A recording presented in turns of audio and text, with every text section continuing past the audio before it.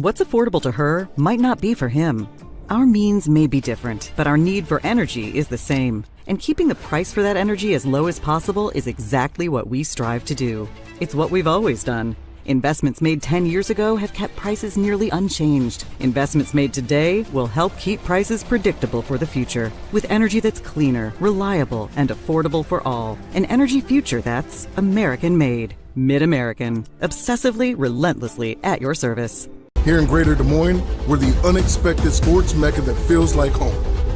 We are the big ballers, the little kickers, the underdogs, and the bulldogs. We've got events wacky and wild, big and small, we host them all. And that old sports cliche, nobody believes in us? Nah, when you come here, you'll believe. Because in Des Moines, only the S's are silent. Let's go!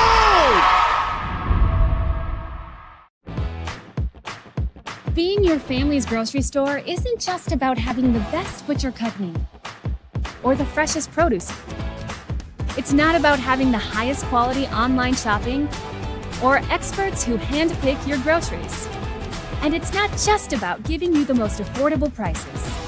Being your family's grocery store means making sure that you have all of that. And that's why at Fairway Meat and Grocery, it's what we've always been about. When you choose Delta Dental of Iowa, you set a chain of good in motion because we invest in your community. So whether you get your plan at work or purchase it through us, you get more than great dental and vision insurance. You make a difference for others. Choose Delta Dental for your smile, for your health, and for your community.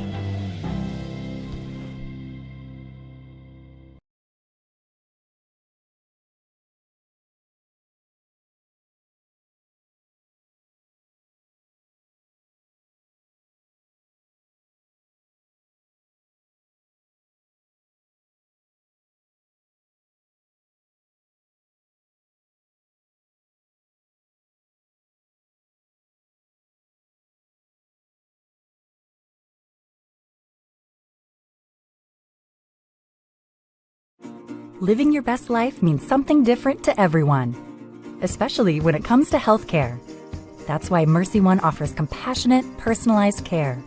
We are here for you with one team of experts providing access to the primary care and highly rated specialty care you need, easily and conveniently. So go ahead, live your best life. We're with you every step of the way.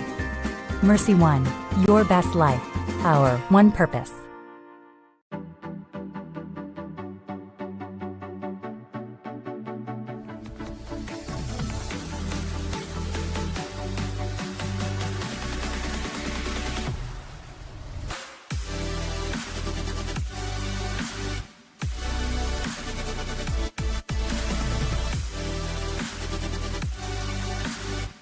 Swing's the place for you!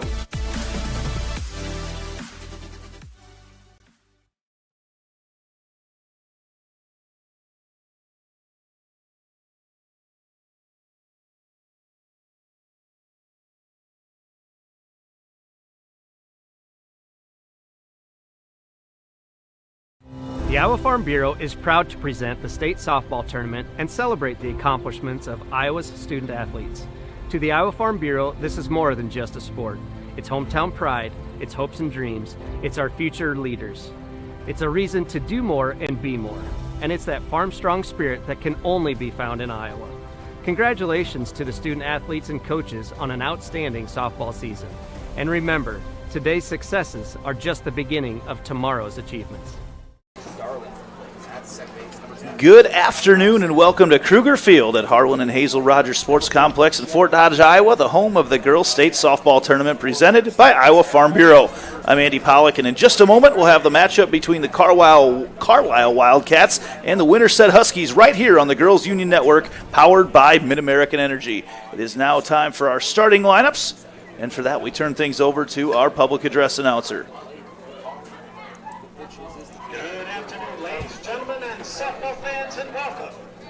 Sports Complex in this quarterfinal game between the visiting team, the Winterset Huskies, and the home team, the Carlisle Wildcats.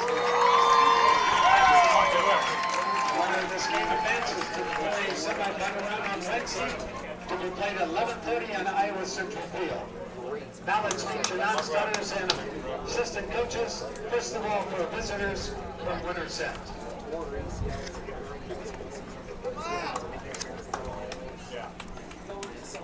Number 5, Macy Olson. Number 7, Ellie Hope. Number 9, Natalie Smith. Number 13, Annie Krause. Number 15, Ellie Soderberg. Number 21, Michaela Nichols.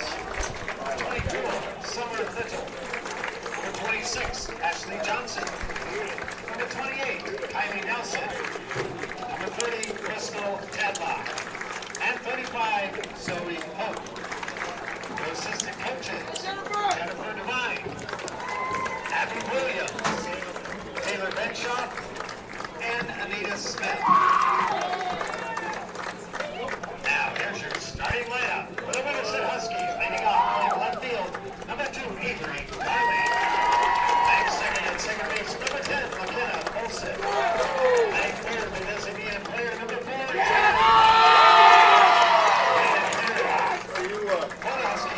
first base, number 18, Ryan Hackman. Batting fifth at shortstop, number 12, Neva Applegate. Batting sixth at third base, number 14, Katie Hackman. Batting seventh, doing the pitching, number 25, Molly Regan. Batting eighth, doing the catching, 31, Cody Akers. Batting in the ninth position, the right fielder, number 1, Ashlyn Devine. Being a flex player in center field, number 48, Maya Atkins. Head coach for Winterset, Steve Brooklyn.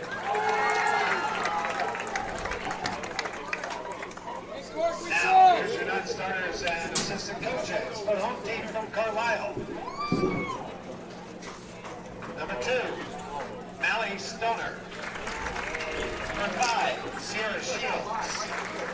Number 8, Natalie Ramsey. Number 18, Ellis Smith. Number 21, Olivia Freeman.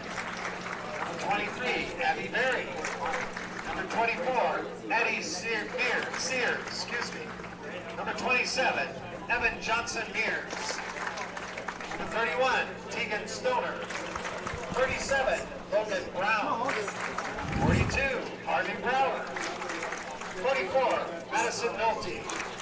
Number 50, Mallory Stutzman. And number 81, Patty Hagedorn. Your assistant coaches, Justin Claus, Tina Davis, Jane Claus, Jordan Claus, Lauren Cruz, and Jeremy Claus. I can say yours day. Now here's your starting lineup for the Carlisle Wildcat Cats. At shortstop, number 15, Reagan Rowley. Batting second. Center field, number 46, Amber Doherty. Batting third and doing the catching, number 4, Lauren McGriff. Laying out hitter for the Wildcats. At first base, number 10, Lainey Schick. Batting fifth at second base, number 29, Kaylin Bernal. Batting sixth in right field, number 7, Riley Sievers. Batting seventh, the designated player, number 16, Delaney Thompson. Batting eighth at third base, number 20, Kalia Freeman. Batting in the ninth position, left fielder, number 30, Allie Nolte. The flex player doing the pitching, number 3, Eddie Abel. Head coach for the Wildcats, Jim Claus. Now, ladies and gentlemen, turn your attention to the home plate area. Our umpires for this contest, as assigned by the Iowa Girls High School Athletic Union. At first base, Tony Vandergriff. At third base, Roger Menke. And calling the balls and strikes today, Mr. Stan Schmidt. All right, who's ready for state tournament softball?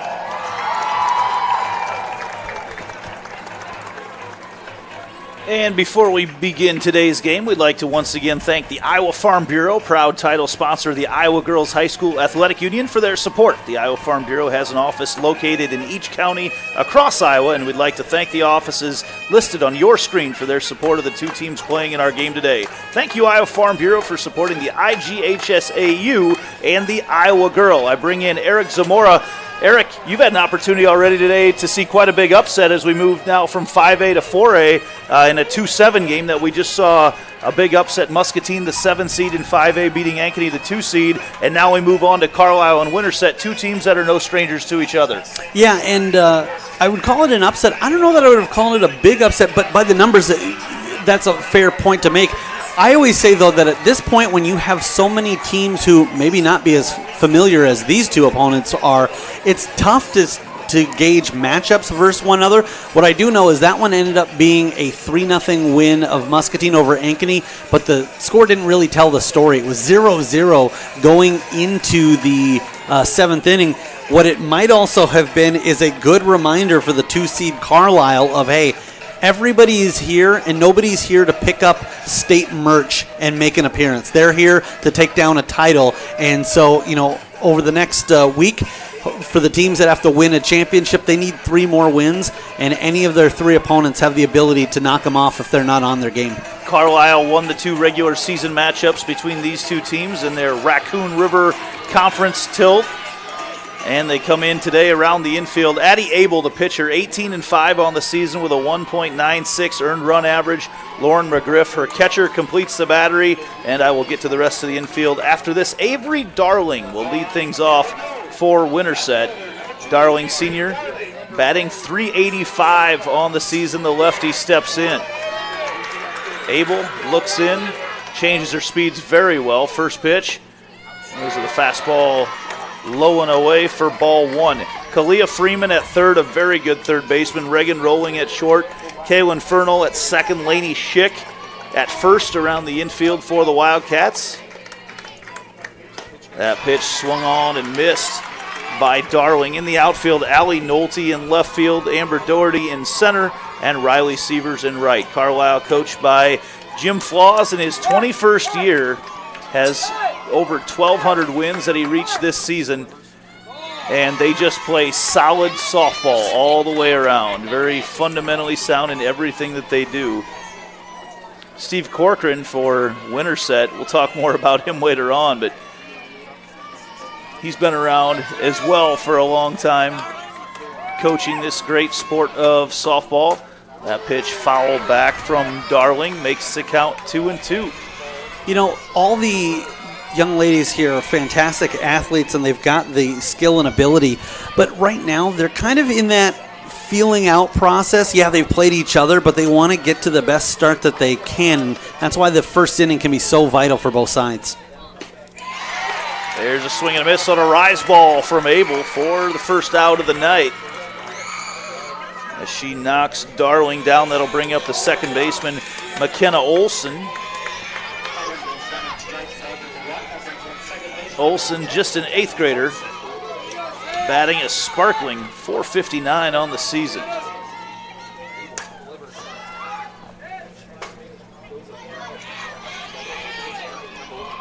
Said that wrong, actually. Olson batting .321. My lines are off. They got them highlighted for a reason, but mine were off here on my stat sheet. So batting .321 on the season. Again, Olson, just an 8th grader for these Huskies. Off-speed pitch, the changeup comes in to quickly get her behind in the count, 0-2. You start to get in a rhythm when you can start going to your second, third, fourth pitches, and early on, it seems like the pitcher is ready to deal. As the 0-2 goes to the rise ball. Good job of Olson recognizing it right away and laying off. You see hitters have become so much more accustomed to that through the club circuit, and watching how all these rise balls keep coming in. These top pitchers throw it so much right now. And it's more so they do a good job of just laying off it. There's a fastball on the outside corner for the strikeout, looking in the second strikeout of the day for Addie Abel. Yeah, Abel feeling herself right now, and what she'd like to do, whether it comes from another strikeout or just getting the out, she wants to get her squad back into the dugout and have them go from the hunted to the hunters here in the bottom half of the first. Jenna Young, the senior, is not listed with any at-bats on the season here for Winterset.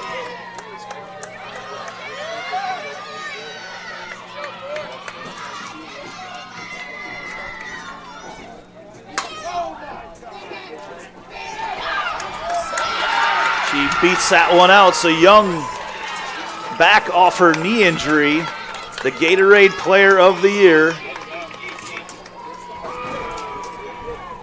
And she makes her presence known right away. Young will continue her career with the Hawkeyes next season. That'll now bring up Bryn Acton.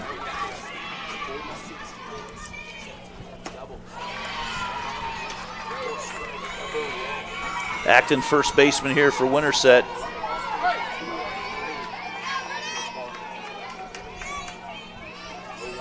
Batting .374 on the season. That ball is a shot to right center field, and that is out of here. Bryn Acton got all of that one. Young comes around to score, and Acton knocks that one out of the park to give Winterset the early 2-0 lead. What a swing of emotions when Carlisle gets the first two batters on strikeouts, and then their Winterset is able to put a player on base, and then Acton tattoos that one over to the right center field for a home run and gives her squad the early 2-0 lead. Just no doubt about that one off the bat of Acton. That was her second home run of the year. Abel comes right back with a fastball. Lost that pitch just a little bit up in the zone.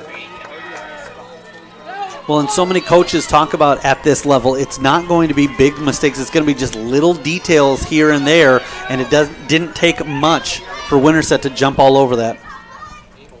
Oh, nice changeup pitch there from Abel.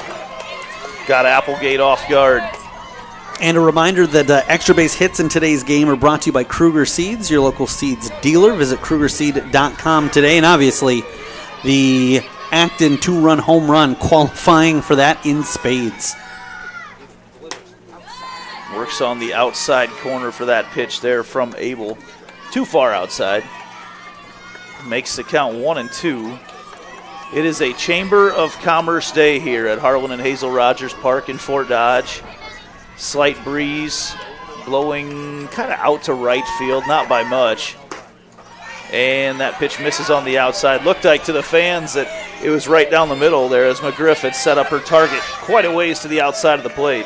Yeah, we didn't notice in the last game the breeze affecting it too much, but definitely out in the right field corner more than anywhere else. In fact, a couple times we thought that maybe a breeze would keep something fair on the left side, and it didn't.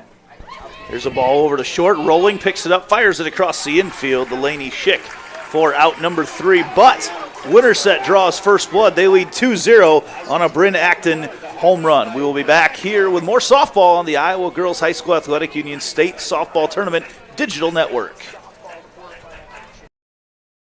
What's affordable to her might not be for him. Our means may be different, but our need for energy is the same. And keeping the price for that energy as low as possible is exactly what we strive to do. It's what we've always done. Investments made 10 years ago have kept prices nearly unchanged. Investments made today will help keep prices predictable for the future. With energy that's cleaner, reliable, and affordable for all. An energy future that's American-made. Mid-American. Obsessively, relentlessly at your service.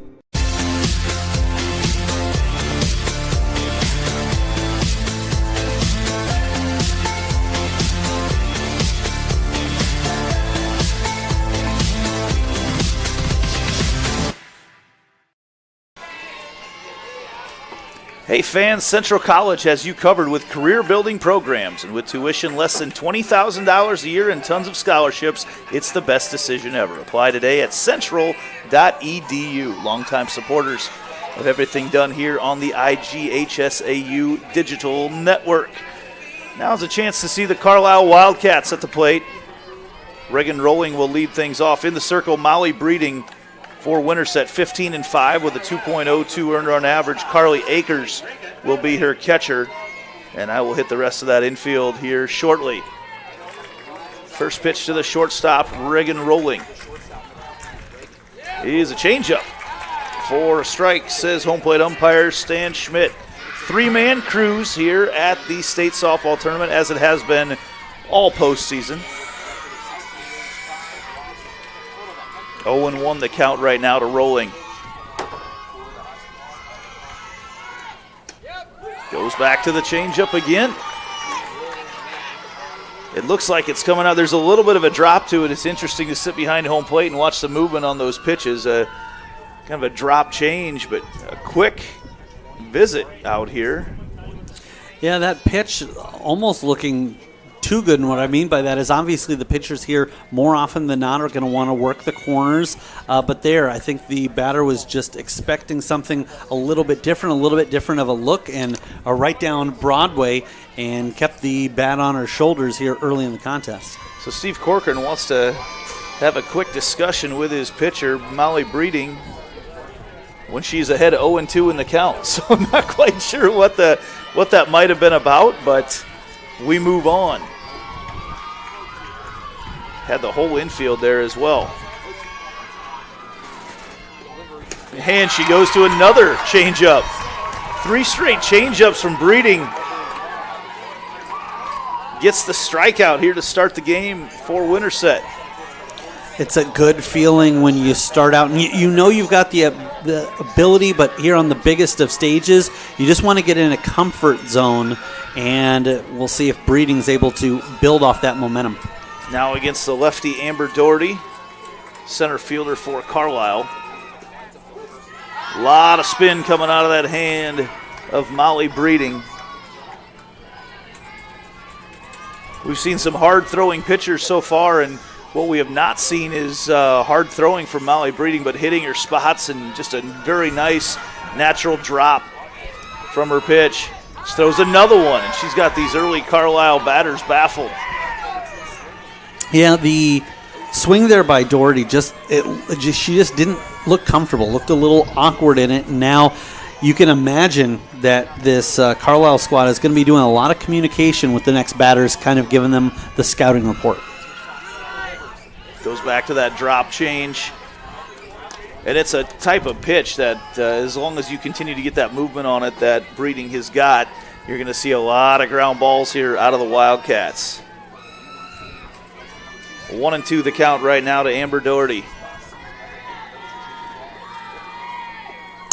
That ball lined out into center field, and making the sliding catch is Maya Atkins for out number 2. They made a liar out of me right after I said they expect a lot of ground balls. They hit a line drive out to center, but that is out number 2. Well, and Doherty there did what she needed to do, which is don't try to take something that's not there, work with what you've got. Kind of a little bit of an inside-out swing, and not a bad run. You know, every time you hit the ball well, it's not always going to end up with you ending up on base, but you do that more often than not, and the law of averages will come to your favor. This is a catcher, Lauren McGriff, and again, Breeding working ahead in the count.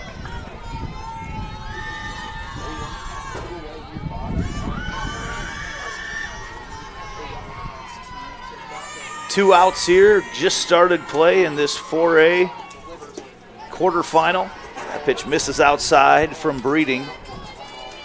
I almost need to grab a jacket at some point, Eric. We're sitting in the shade here. It's usually we're seeking out shade and trying to figure out a way to cool off. Not today. It is just a gorgeous day here at Fort Dodge. Ball comes right back at us. And Carlisle, as they have done for years, runs out every foul ball. And Coach Jim Flaws wants to have a quick chat here with Lauren McGriff. There's a story behind it, and I don't remember the story, but it goes back to a ball many years ago that was hit foul but drifted back fair. And ever since, Carlisle, at all levels, you'll see them run out every foul ball no matter what. Now the count is 1-2 to McGriff.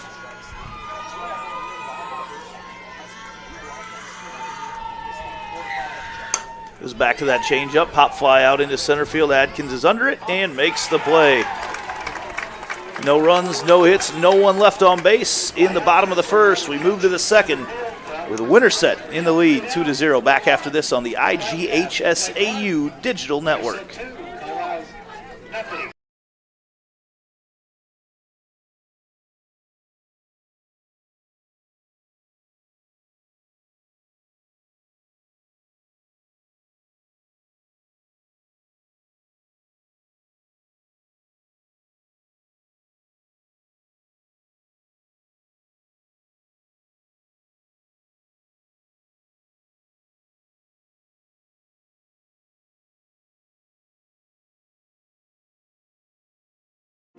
living your best life means something different to everyone, especially when it comes to healthcare. That's why Mercy One offers compassionate, personalized care. We are here for you with one team of experts, providing access to the primary care and highly rated specialty care you need, easily and conveniently. So go ahead, live your best life. We're with you every step of the way.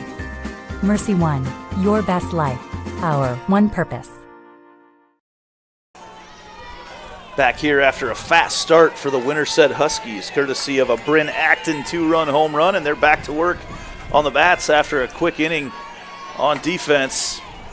Leading things off now with third baseman Bailey Acton.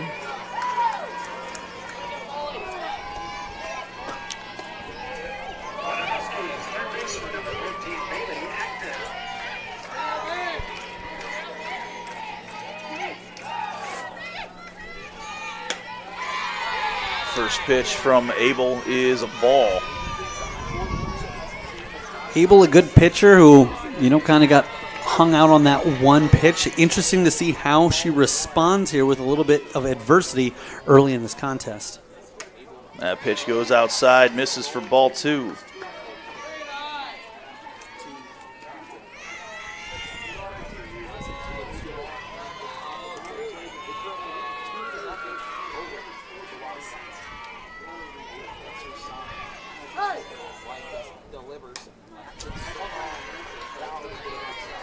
That ball's fouled off. Now 2-1 the count, and so far we've seen Abel work kind of all aspects of the plate.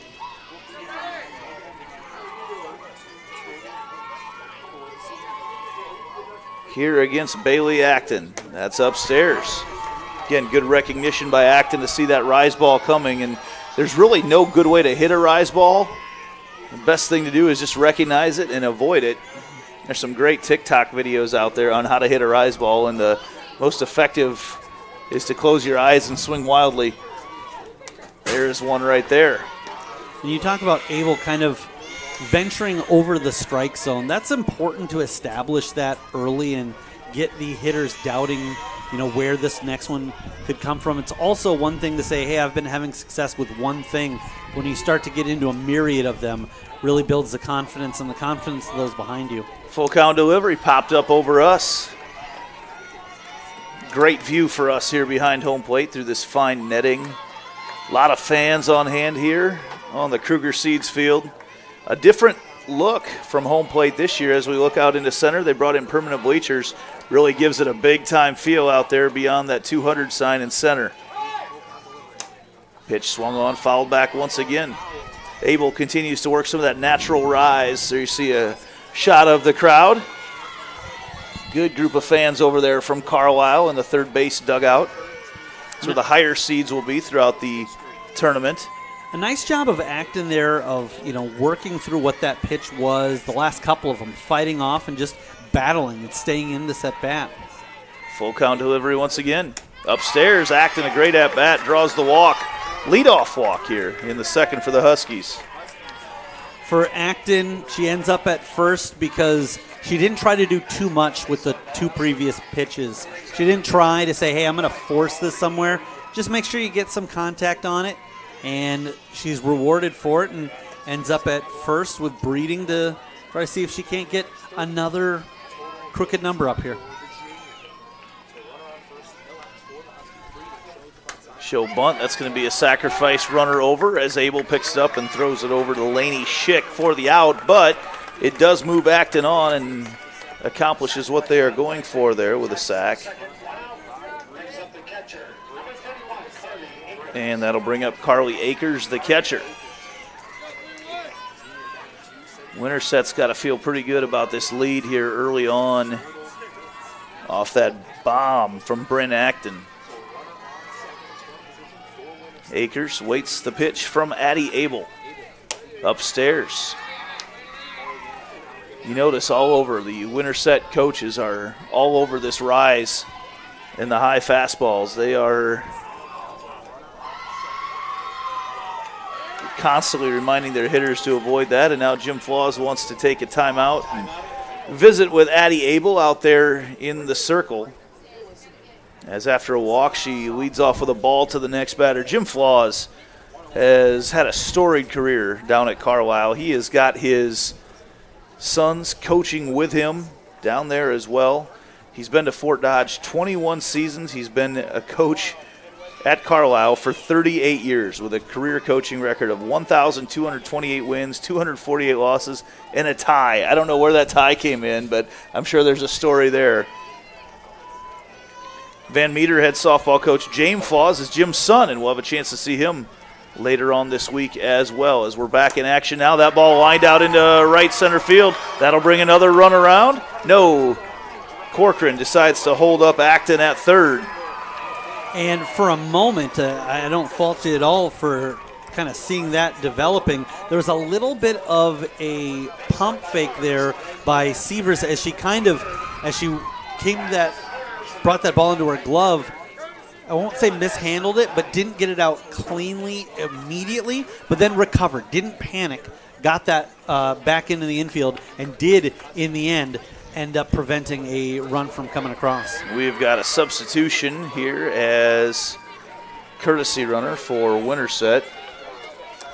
For the pitcher, that is Bristol Tadlock coming into the game to run, an 8th grader.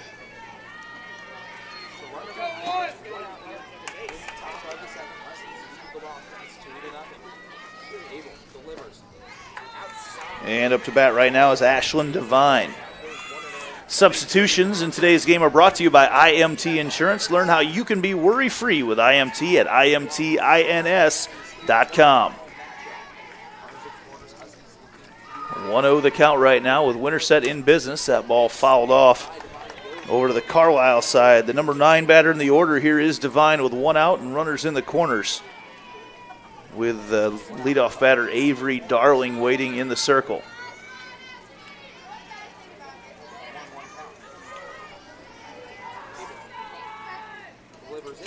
That ball's in the dirt, and a great friendly Wildcat bounce to bring it right back to McGriff. It allows Tadlock to get to second, but you're right, we heard that thump, and it kicked off very nicely back to the catcher, who was then able to quickly locate it and keep the runner stranded at third. Another foul ball back there from Devine. Makes the count 2-2. Runners have advanced, though. That is at second, Tadlock. Acton still over at third off after the leadoff walk to start this inning. 2-2 the count right now to Devine. Stays alive. Didn't get much on it, but got enough to keep it alive, and it's a big difference there. If she's not able to catch up to that and strikes out, 2 runners in scoring position, but 2 outs, obviously a much different situation, as you don't have the ability to try to knock one in with a deep fly ball out. Great location on that pitch as Abel tries to change it up just a little bit and goes to the outside just too far. And that loads up the count. 3 balls, 2 strikes to Devine right now. Runners on second and third for Winterset with 1 out. That is through the infield. That's going to be ruled, I would assume, a hit. We'll see, but another run comes across to score for Winterset. Acton, after the leadoff walk, works her way all the way around, and that is ruled a hit. Single for the number 9 batter, Ashlyn Devine. You got to be thrilled if you're Winterset early on in the game at this stage of the playoffs. You're just hoping to get some good at-bats, and they're stringing them together. 3-0 the lead, but just 1 out in the inning. They're not looking to settle for this. Back to the top of the order we go with Avery Darling. And just a great start for the Winterset Huskies. You see the side shot from the side of the lefty there, Darling. That pitch does catch the outside corner. And quickly ahead in the count now, Abel. Abel just need to get back to the top of the order to get ahead in the count. She was so good early on. 0-2 right now to Darling. Way outside was McGriff setting up the target, just trying to get Darling to go after something.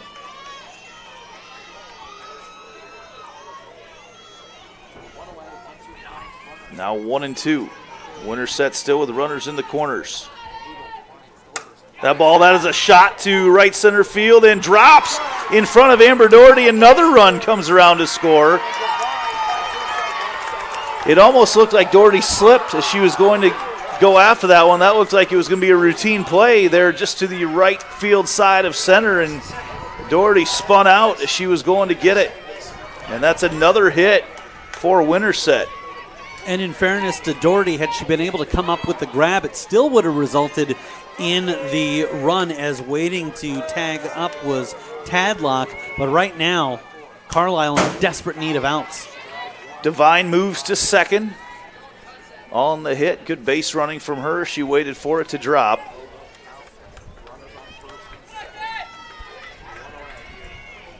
And Darling over here on first.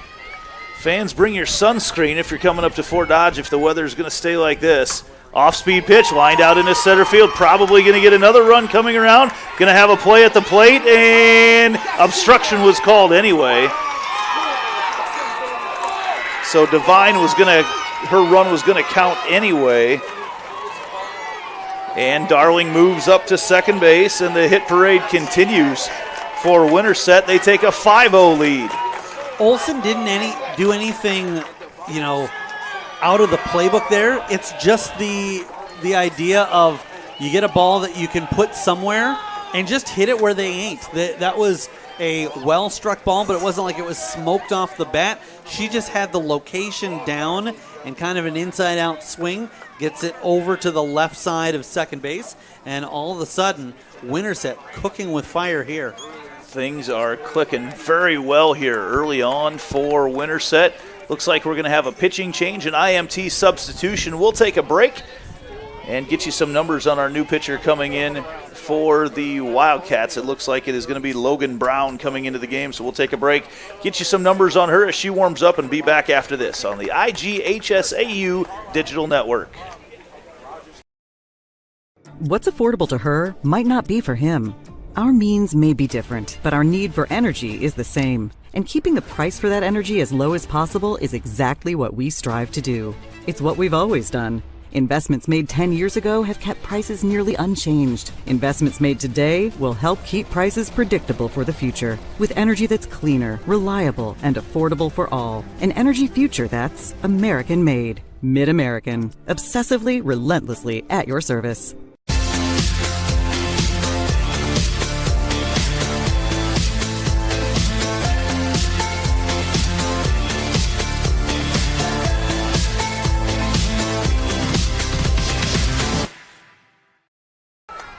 Logan Brown has come into the game for Carlisle. Has 5 runs off 5 hits and a couple left on the bases here for Winterset as Addie Abel goes to the dugout in our IMT pitching change. Logan Brown 6-1, the sophomore is on the year with a 2.9 earned run average. This will bring up Jenna Young, the 2023 Gatorade Player of the Year, and you have to be so careful pitching to Jenna Young, the Iowa commit. Battles back from a knee injury to get her first at-bat of the season here today. She had a single to start a year ago. Young batted .624 for Winterset with 22 home runs. See what she can do for them now with runners on the bases. That pitch misses low and away as well, and now it's 2-0 to Young, and you don't want to lose one to her. When you look at the home run numbers from Jenna Young, that's an incredible stat to put up, what she has done for the Huskies up until this, her senior year. Great to see her back out on the field right now. 2-0, that pitch swung on, fouled off into the Carlisle fans. Well, and we know how many great stories there are here every year. What a great one for, this team all year was saying, hey, if we can hold out long enough to get her back in the lineup, it's that idea of playing for others, not just yourself. And Winterset trying to have that come to fruition. That's a really high pop fly for Young. As coming in to make the play is Doherty. Young got underneath that one big time. It just, you mentioned selfless, and she's got her college paid for at the University of Iowa, and here she is playing in the state tournament in the summer, representing her home club for one final time. Great story there, Jenna Young for Winterset. And now Bryn Acton, who had a 2-run home run early on to start the scoring in this game. Comes up with 2 outs. Checks her swing. They're probably going to check on this one, and they look over and they say no, she did not go. So that's going to make it a 1-0 count. Avery Darling is on second for Winterset. McKenna Olson on first. 1-0 the count right now to Bryn Acton. Takes a big swing at that one to even up the count at 1 apiece.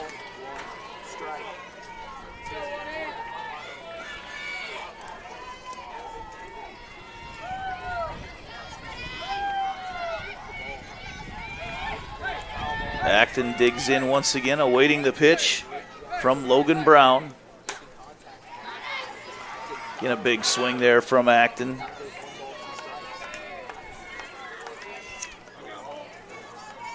A little bit behind that pitch, but again, just putting good contact.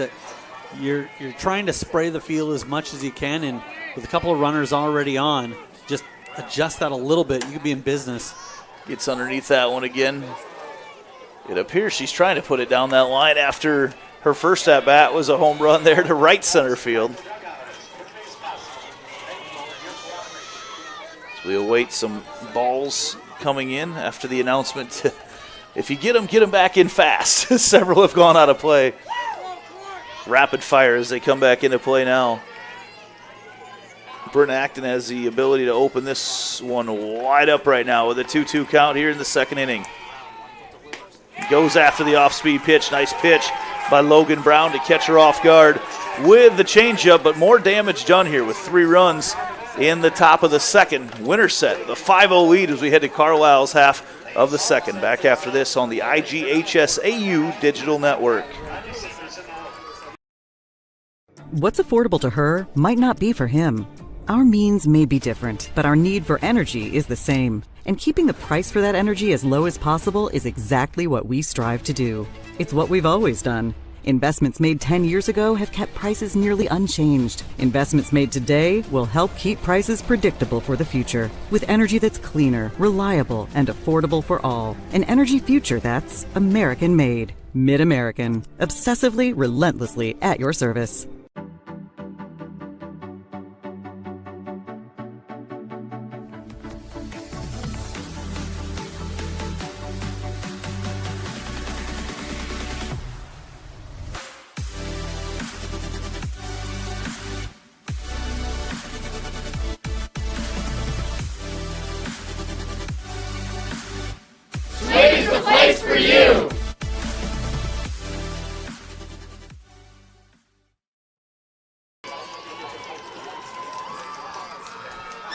Good shot there of Lainey Schick as the first baseman comes up.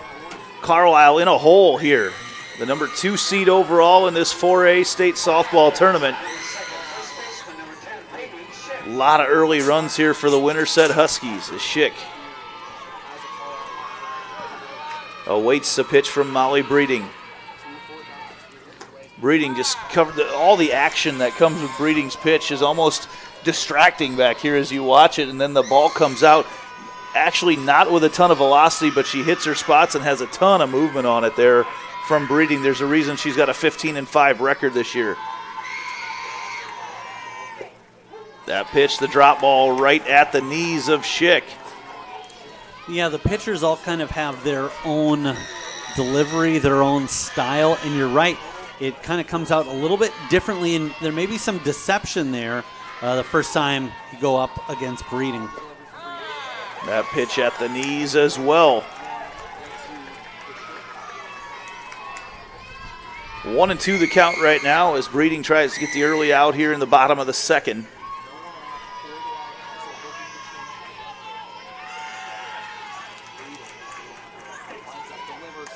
Off-speed pitch once again. So as Schick runs down anyway, told that back in the 90s there was a regional final game that Carlisle lost after what looked to be a foul ball bounced back fair. And so ever since that point, it has been you run out everything. And actually at last year's state tournament in the championship game, I don't remember the class right now, we actually saw one like that as well, that the runner ended up being out as the Ball appeared to be going foul and came back fair. So good habits being created by Coach Flaws. You can create those habits when you've been at a school for 38 years. 1-2 the count to Schick from Breeding. Comes in there with a changeup. The drop change freezes Schick. And that is a second strikeout of the day for Molly Breeding. Obviously right now, the Carlisle squad not where they want to be. But the good thing for them is if you're going to fall down, you want to fall down early, give yourself plenty of time back. I'm really interested to see, though, I think an interesting thing you don't see too often at these quarterfinal games is a pitcher coming out this early. So we'll see how they respond. Big time, yeah. I'm a hockey guy myself, and I know that sometimes you pull a goalie not necessarily because of their play, but more to try to see if you can't spark the lineup around them, and we'll see if that does the same thing for the Wildcats here. We've got a substitution on pinch hitter Natalie Ramsey in for Kaylin Fernal. That first pitch is a strike, so Ramsey, sophomore, batting .352 on the season. Coach Flaws wants to change things up here early. Early IMT substitution. Another change up, and that's going to be an infield hit as she runs it out safely. And you'll take it however you can get it. Sometimes you just need to shake things up a little bit. Yeah, finding that gap over the pitcher in front of the middle infielders, and it looked like about 3 or 4 people were going to get to that ball at the exact same time, and none of them had a play. That'll bring up Riley Sievers, the right fielder, with a runner on. Looked like a cue ball shot with all the backspin that was on it. Sievers shows bunt, pulls back, and that is a strike. Looked like she might be protecting the runner to steal, but Ramsey did not go, so we come back here with an 0-1 count to Sievers. Sievers in the Carlisle win over 5A number 1 Centennial earlier this year had an incredible game out in right field. Her glove was a big part of the win that night. This team comes in battle-tested, but I'm not sure you've got anything in your playbook for being down early 5-0. We'll see what Coach Flaws can come up with. A couple coaches who have had a lot of battles against each other over the years. There's another change-up, and that is lined out into center field for a hit. Couple hits in a row now for Carlisle. Well, fortunately for Carlisle, unlike so many other sports that are clock-based, you don't really need to change things up too much because it's a game of a relay race, and you're just trying to pass the baton, go out there and have good at-bat after good at-bat, and find a way to chip back in this. You're right. As the team gets up and starts the bottom half of the second inning, there is no 5-run play. It's just get on base, get base runners, and go from there. Carlisle shows bunt once again. This is Delaney Thompson, and she takes that first pitch strike as well. You almost think right now that Carlisle's been coached to see that first pitch, see that drop change coming in. Give yourself a good opportunity. Don't be swinging at the first pitch. That pitch did not miss by much on the outside there by Breeding. Evens up the count at 1 apiece as you can feel a dramatic temperature shift anytime a cloud rolls between us and the sun. It's not a warm day at all. It's 72 degrees here in Fort Dodge as that pitch is hacked. That's going to go foul as the Huskies try to chase it down. But 72 degrees, but when that cloud comes in, it drops to about 65 right away, and we've got a little breeze. I'm a fan of it. I know that I'm a huge fan. Over the years, there have been times where you've seen players really fatigued late in games, maybe in extra innings, and here definitely not anything for the players on either side to complain about as we're really able to see them at their absolute best. There's another changeup coming in from Breeding. Thompson fouls it off, takes her stroll down to first base. All the runners actually go touch their next base and move on back. Carlisle trying to put together a crooked number here in the bottom of the second. As the sun comes out once again, probably washes out our cameras here a little bit. That ball's lined out into left field, and that's going to drop, and that's going to keep rolling. as the runners all advance safely, and that will be a hit for Delaney Thompson. 3 hits in a row from the 5, 6, and 7 batters for Carlisle. As that one fell right in front of Darling, I was a little surprised she played that as aggressively as she did, but perhaps she kind of saw that, well, where the runners are, they're holding up just in case that gets caught, so it didn't end up coming back to haunt her at all. As that one slipped by him, thinking, well, this may end up putting up the first Huskies run of the game, but it's just a single base advancement for everybody, including the batter, and now all of a sudden you've got ducks on the pond. Kalia Freeman, the junior third baseman, steps up. She does have a home run on the year, and she's batting .385. So if Freeman can get one to the outfield right now, Carlisle's going to score.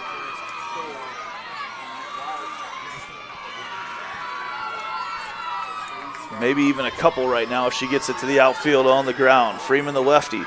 Bases full of Wildcats. Ramsey's on third, Severs on second, Thompson on first. 3 hits in a row, 3 singles. And there's a pop-up on the infield. That is an infield fly. If it's fair, it is not. And caught over there by Bailey Acton on the third base side. So that would be a huge way for Winterset to get out of a jam here in the bottom of the second. The situation, obviously they were in a situation where they could have potentially gotten an inning-ending double play, but now that's a huge second out because everywhere you look is a force out and a chance to get out unscathed. Number 9 batter here for Carlisle is Nolte, Allie Nolte, the left fielder. First pitch is a called strike. Breeding trying to get out of a jam here for Winterset. Throws that changeup once again, foul tipped into the mitt of Akers, and quickly ahead in the count is Breeding, 0-2.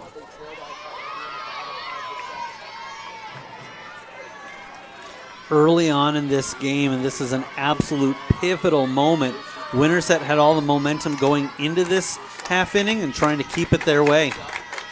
Breeding gets out of the jam.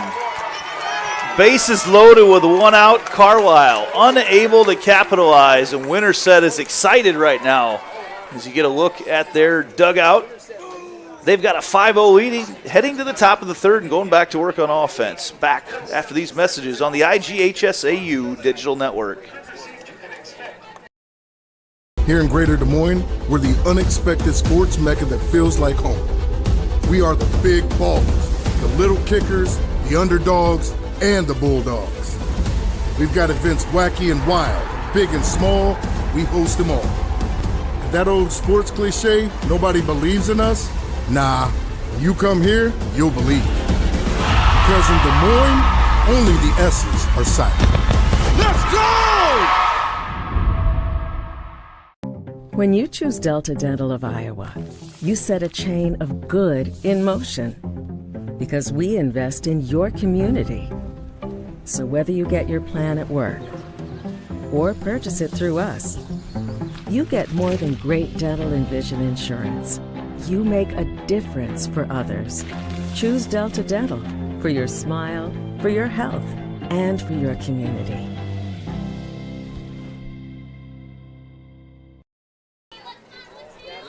So Carlisle threatened with bases loaded and 1 out, but not able to scratch any across. And we head back to the Winterset half. Here in the top of the third, Neela Applegate, who grounded out to short in her first at-bat today. First pitch is a line drive to right center field. Riley Severs is under it and makes the can of corn catch out there in right center for out number 1. What Carlisle really needs right now to get back in this game is a quick inning. They've had a couple long innings to start the game here today. This will bring up Bailey Acton, whose leadoff walk in the second led to the huge inning for the Huskies. She checks her swing there, and that could be trouble there for the Wildcats, and it is an infield hit for Bailey Acton. It had just enough spin on it. Almost felt like Logan Brown could have let that continue to roll foul, but in the heat of the moment, you're just trying to make a play. And Acton there with the 6th hit of the day for Winterset. An excuse me swing, and they don't ask how, they ask how many. And sometimes it's better to be lucky than good. You're right. There is a chance that might have been able to keep rolling out, but I don't know. I kind of have a feeling that was going to die just on the line. And you just can't chance it because there might have been a chance for Acton to go get a second base out of that one as well. First pitch is a ball to Breeding, the pitcher. Sacrificed Acton over in her first at-bat of the day. That ball is hacked to right field, and it drops fair. Seaver's right there to pick it up, but all the runners advance one base, and another hit for Winterset.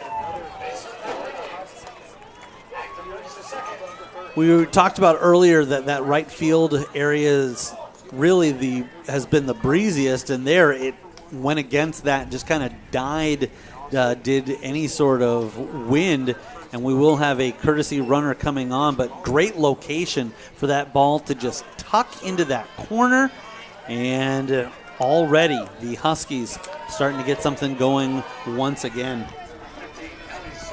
It is Allie Soderberg that is in to run in our IMT substitution. Be worry-free with IMT. Visit us at imtins.com.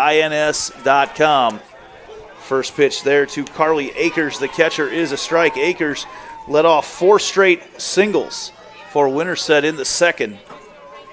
And she's back up to the plate once again, this time with a couple runners on. Bailey Acton at second. And Soderberg at first. Big swing there from Akers.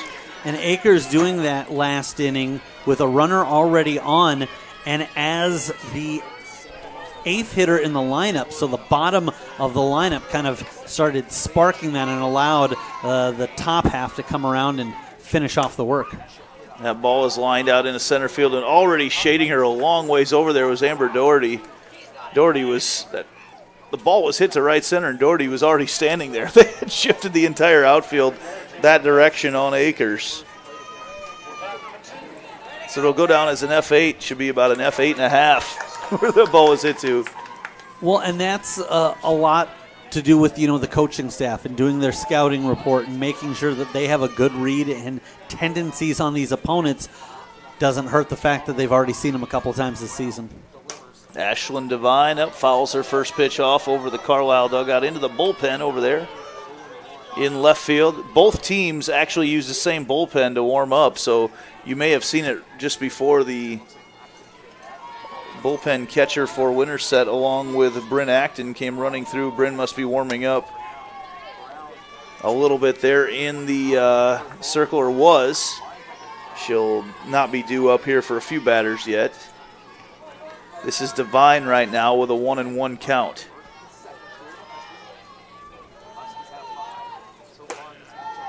Pitch left upstairs there by Brown. Makes the count 2-1. 7 hits pounded out by Winterset here through 2 2/3 innings. Combination of pitchers for Carlisle: Addie Abel, Logan Brown. That pitch swung on, fouled out of here as well.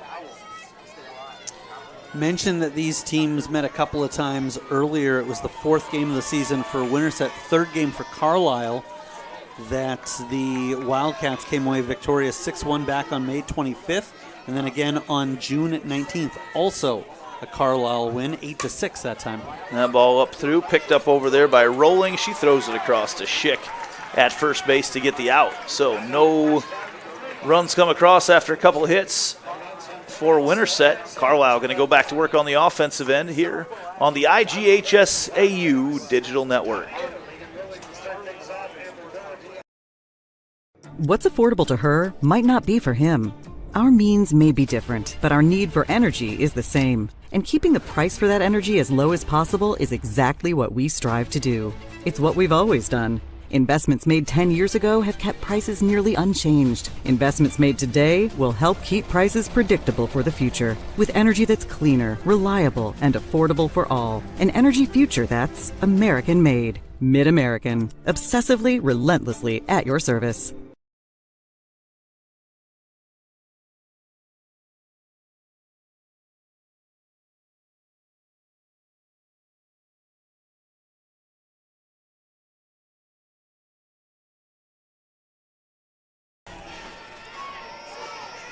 Fans' official state tournament merchandise is now available online. Time to get your smartphones out. Just scan that QR code that you'll see on the screen now or visit IGHSAU.org to browse and customize your merchandise to match your style. This is the 4A first quarterfinal going on the Iowa Central field right now. Number 3 Fort Dodge is taking on number 6 Adel DeSoto Minburn. After this game, we'll have the North Polk, the 1 seed overall. They'll play the 8 seed North Scott. And on the Iowa Central field later tonight will be Norwalk, the 4 seed, and Western Dubuque, the 5 seed. We will also get some 3A softball in tonight as well, with Williamsburg number 1 against number 8 Albia, and number 4 Davis County, and number 5 Esterville Lincoln Central. Carlisle back to the top of the order with Reagan Rolling. Struck out in her first at-bat today. Molly Breeding has kept everybody just off balance enough.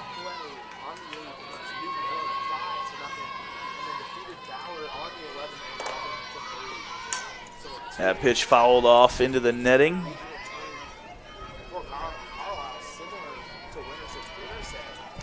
Always interesting to see how the different matchups unfold in the last game here on this field in Class 5A. We had a game that didn't see a run scored until the top of the 7th inning.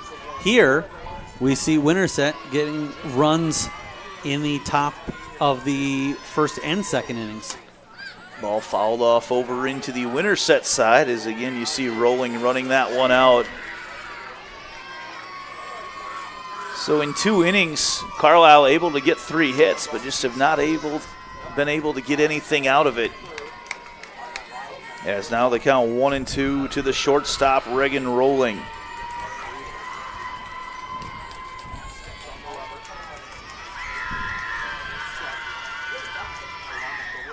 Drop change there from Breeding. The winner of this game will move on to play that winner of Fort Dodge and ADM. That'll be Wednesday at 11:30 over on the Iowa Central field. The 5A semifinals have already been set. We'll get 1 3A semifinal set later on this evening. 2-2 the count. That ball popped up, and that's going to go back into where all the college coaches have lined up, and we have got a bunch of them. All different levels, several D1 coaches down in the corner. They've got a nice reserve spot for them, and there's a line of college coaches waiting to get into that reserve spot. Usually that'd be primo seating in the shade. Today I'm not sure anybody cares. It is 72 degrees out here in Fort Dodge and cooler when that breeze picks up. There's a ball hacked up, and that is going to be off the netting. Good hustle back there by Carly Akers. Yeah, we talked a little bit about the depth here behind the plate and before you get to the backstop. I think it's fair. You certainly will find some high school venues that have deeper areas with which the corner infielders and catcher can try to come up with a ball behind the play. Breeding goes back to that inside corner, can't catch it. A little bit low, that loads up the count. The depth is offset a little bit by these mats that are around, and as you've seen more and more high schools go to the netting, those mats, you don't have the lack of bounce back. As that ball lined out into left center field by Rolling, she's going to turn 1, head to 2, even glanced over at Coach Flaws as he held her up. She was thinking 3 off of her bat, but she leads off this 3rd inning with a double. Well, and perhaps the biggest reason she wouldn't have been able to turn that into 3 is because of just how well struck that ball was. Took a beeline for the Drake University sign out in left center field, and the absolute definition of a gapper there, as there was nobody in the same postal code. Just finishing up the thought on the mats that have come around, you see a lot more quick returns of balls that are going back in true bounces, right? They get that immediate bounce back to the catcher. So the pass balls, you almost have to take a second glance. Anything that gets past the catcher. Not the same as when you're playing with a chain link fence backstop and it just kind of catches it in the back. 0-1 the count right now to Doherty. That pitch right at the knees. And this is where these mixed up pitches and all the different speeds that Breeding throws against the slappers, the lefties that like to come running up and hit the ball. It can just throw off that timing so much, as now the count is 0-2 to Doherty.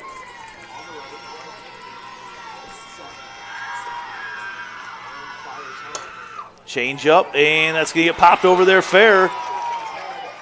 And runners safe in the corners right now for Carlisle. Looks like Doherty might be thinking two. No, she's going to head back to first right now. I thought she might have been thinking about getting in a rundown. Not necessarily in this situation. You're down by 5 right now. You might be thinking a little bit bigger than sacrificing it out to get just one run.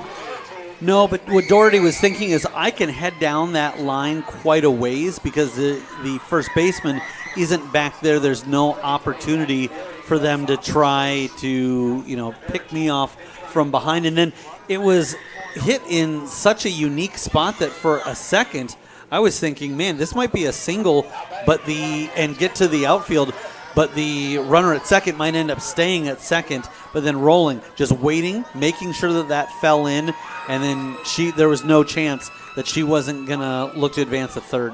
Abby Berry in on the IMT substitution, the courtesy runner. Actually, she'd be a pinch runner for Doherty. And Berry takes second on the defensive indifference. Lauren McGriff, who flew out to center field in her first at-bat, and if she does that again, she'll break that goose egg on the scoreboard for Carlisle. Reagan rolling at second, rolling at third, Berry at second.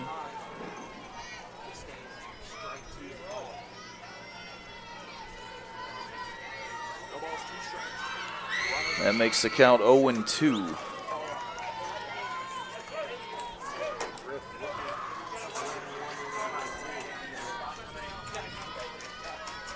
So once again, Winterset in a little bit of a jam. See if they can work out of it or not.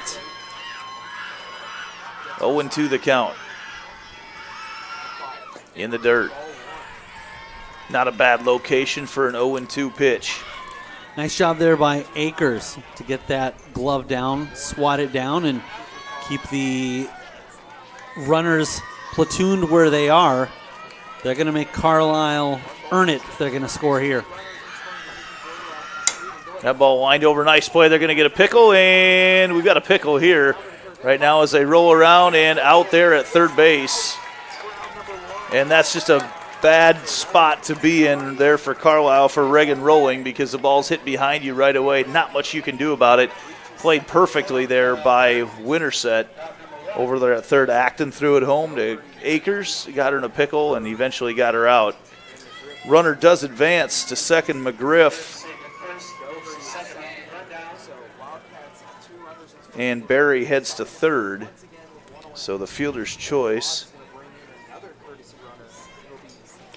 And they're rolling, trying to stall. Once that throw came home, she knew she had no opportunity, but was able to stall enough to allow McGriff to get to second on the play. And basically, after all of that, just as they drew it up, the old 5-2-5, in the end, it's basically the same as a strikeout. You still have runners on second and third.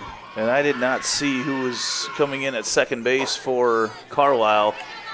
Get a number there, 27. There we go. That is Evan Johnson Mears, excuse me. Laney Schick up to bat for Carlisle. That pitch did not miss by much. Evens up the count at 1 apiece. First time through, Schick had a good battle there. Just in the end, got caught by a pitch that she wasn't exactly looking for. I have a feeling that Breeding is going to think better than throwing her the put-out pitch that she used last time. See what Coach Jim Flaws has up his sleeve right now as he wants to call an offensive timeout and discuss strategy right now about where Schick wants to place this ball. Normally you'd want to get one slapped over to that right side, but you've got a lefty and it makes it a little bit harder to pull one right now. And Carlisle finally got what they were looking for in the top half of the inning, and that was putting up a 0 for Winterset's offense. If they can knock in a couple of here, make it a 3-run game, it's a world of a difference, but you can't tell me that if Carlisle doesn't score here, there's not going to be some frustration setting in for the Wildcats. 1-1 the count right now to Schick. Ball is popped up. Our 5A, second 5A semifinal has been set as Pleasant Valley upset Waukee Northwest, so we'll have a 6-7 matchup on the bottom half of the bracket in Class 5A. During that conversation, Winterset trying to decide what they wanted to do formationally, and we saw a moment ago they had the infield coming in really shallow. Ball's popped up again there by Schick.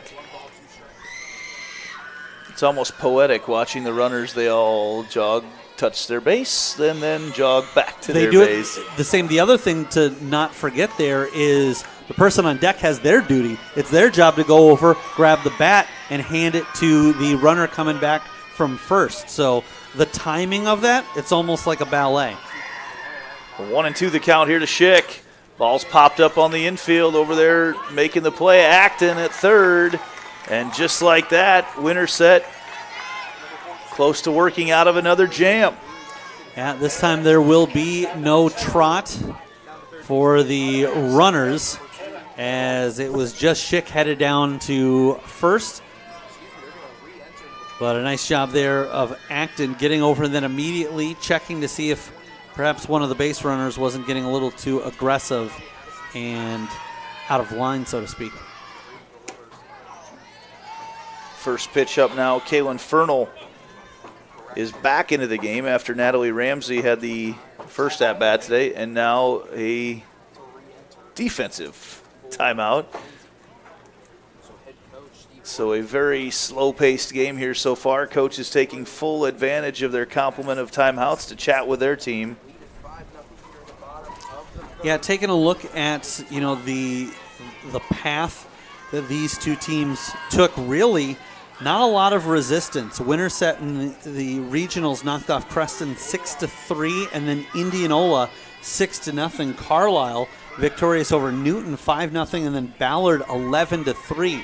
So these two teams kind of destined to meet in this quarterfinal matchup because neither had really had to survive much of a punch in the mouth so far in the postseason. Fernal with a 1-0 count here from Molly Breeding.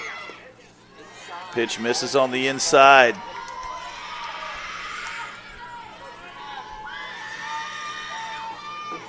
Every time Carlisle has swung, Winterset has dodged the punch. They're swinging once more. Here's the 2-0 count to Fernal. That ball's lined, and that's going to score a run. Barry comes in to score. Another run comes around, and Carlisle on the board with 2 here in the bottom of the third.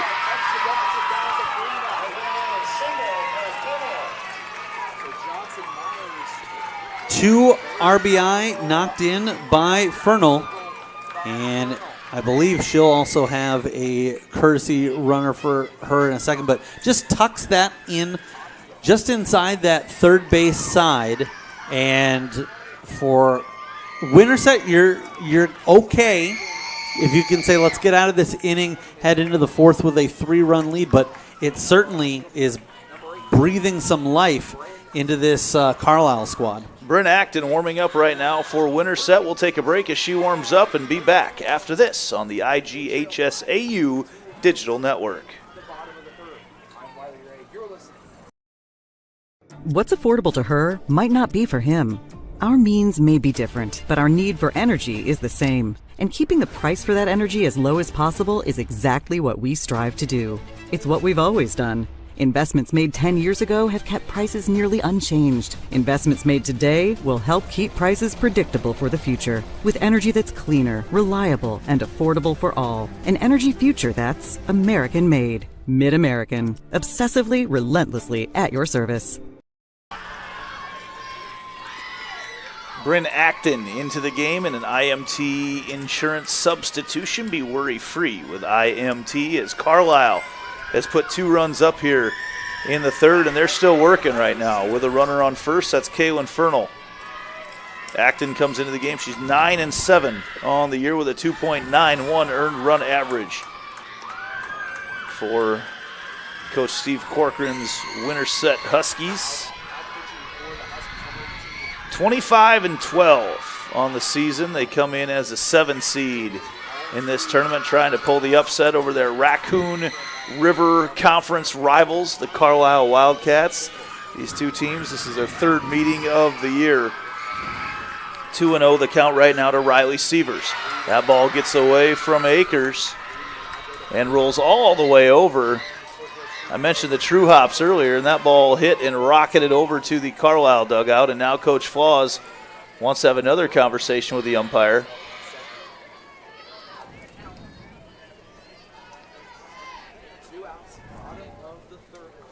And they want to talk about the on-deck batter getting out of the way, I guess.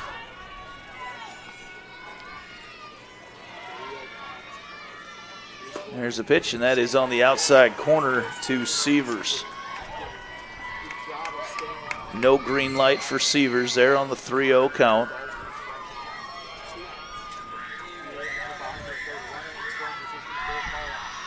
That pitch right at the knees for strike 2. So Acton battling back.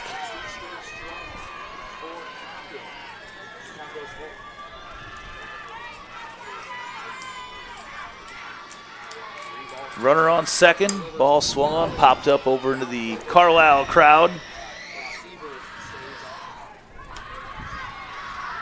As we've reached probably the heat of the day, probably going to notice it getting a little bit cooler as we move on. I'm going to have to grab a jacket as it does because it is nice and cool up here in Fort Dodge, Iowa.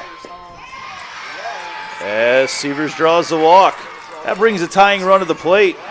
Maybe a little early to be talking about the tying run, but when you get down 5-0 to start, as Carlisle did, you're looking for any opportunity to look at things positively here, and that'll bring up Delaney Thompson, the designated player.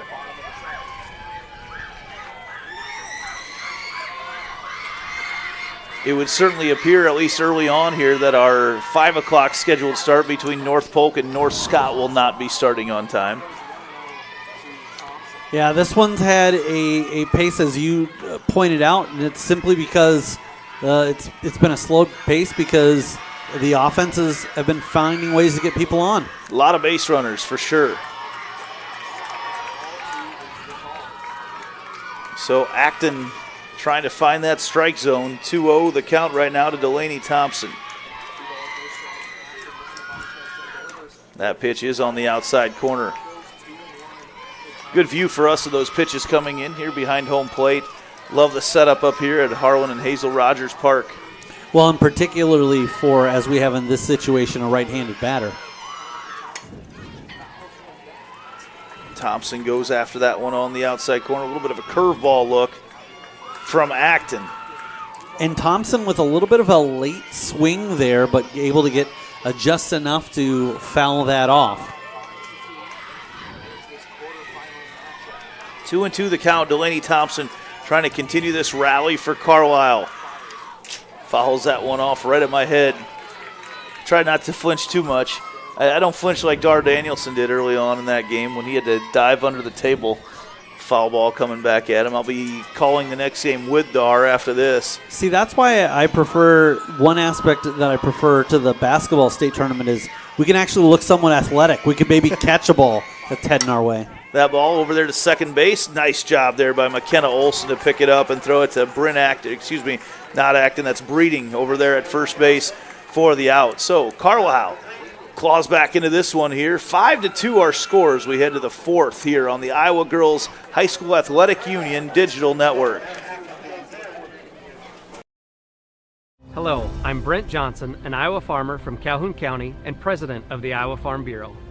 As proud title sponsor of the state softball tournament, the Iowa Farm Bureau is dedicated to creating a vibrant future for Iowa through partnerships and programs that help cultivate individuals with great character, a strong work ethic, and exceptional leadership skills. Making it to the state tournament is a great accomplishment that takes a lot of support. That's why we provide millions of dollars in awards, grants, and scholarships that recognize athletic and academic excellence. The well-being of Iowa students is also very important to Farm Bureau. That's why we provide concussion insurance coverage at no cost for all students in grades 9 through 12 who participate in a sanctioned sport. As just one of only 7 states to provide this coverage, it's just another way we're striving to support Iowa's outstanding young leaders. So, from the Iowa Farm Bureau, congratulations to all the players and coaches on an outstanding season, and good luck in the tournament. A lot of base runners and a lot of runs scored here through 3 innings as we head to the top of the 4th, the Winterset half, especially after the first 2 games we experienced today on this field. Ankeny Centennial, 7-1 winners over Bettendorf. And then the upset pulled by Muscatine over Ankeny in a 3-0 game there. And leading off this inning, Darling, the leadoff batter for Winterset with their 3rd at-bat of the day. She's now 2 out of 3. 2 for 3 and an RBI, not a bad way to start things off. And again, for the Huskies, they're just trying to wear down this Carlisle defense. That'll bring up the number 2 batter, McKenna Olson. Watches the first pitch upstairs for ball 1. You almost feel like the way that Carlisle is starting to swing the bat that these 5 runs are not going to be enough. Winterset going to have to put a few more on the board to pull the upset. That pitch right at the knees of Olson for the strike. 14 hits between these 2 teams as you see a beautiful view of this Kruger Seeds field.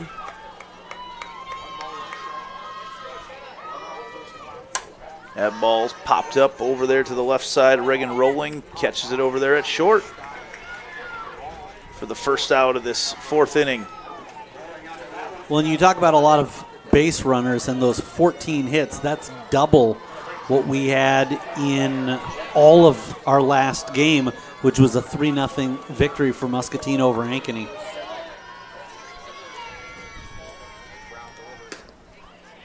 First pitch there outside. How about the pitching of Maura Chalupa for Muscatine? She was nearly unhittable.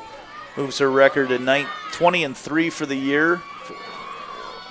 1.35 earned run average, shut out Ankeny. She had everything working for her today.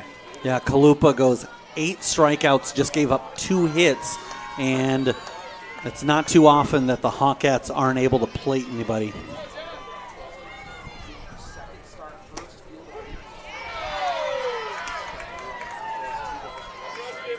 That pitch is a strike to Jenna Young, makes the count 2-1. We've talked about her story coming back off the knee injury to play here at State, the future Iowa Hawkeye, Gatorade Player of the Year. Watches that pitch outside, and runner does hold up over at first. Darling does not go. I think Darling saw that ball get away from the catcher a little bit too late, but not a bad idea. Get your feet moving and see if maybe you can't compound the issue and force the catcher to rush herself. Young grounds over, looking like trying to turn 2, but a little bit late on the turn as they tried to go 6-4-3. Young does get on now through the fielder's choice as Darling is out advancing to second, and that'll bring up Bryn Acton, the big shot of the game so far. Acton with her home run to right center field in the first inning to lead off the scoring for today. And it does look like we're going to have a pinch runner over at first base for Young. For Winterset, I believe that's Bristol Tadlock once again. Their IMT insurance substitution.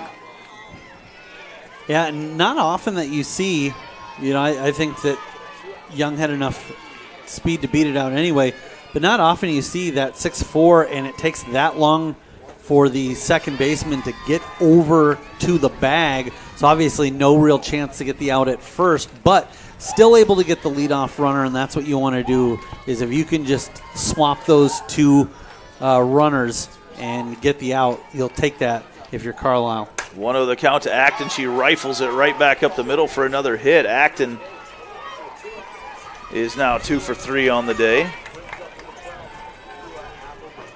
Certainly what she's done so far with her bat would have her in the conversation for the all-tournament team that'll be announced at the championship games on Thursday. And a ball hit too close to the pitcher. In other words, if you're going to try to field that, you're hoping it's about your arm's length away from you, but hit right at her, not much that she can do, tries to knock it down. And then, of course, if that gets through the pitcher, neither the second baseman or shortstop are going to have any opportunity to make a play at it. So 2 outs, Carlisle trying to get through this inning unscathed. That'll bring up Neela Applegate, who's 0 for 2 on the day. That pitch towards her kneecaps. With the runners here on first and second for the Huskies. 9 hits for Winterset, 5 runs out of those 9 hits. 1-0 the count right now to Applegate. And she's going to get a hit. Runner coming around to score. We're going to have a play at the plate. Safe at home. Coming around to score was Tadlock. She was rolling on contact, and the runners advance to third as well.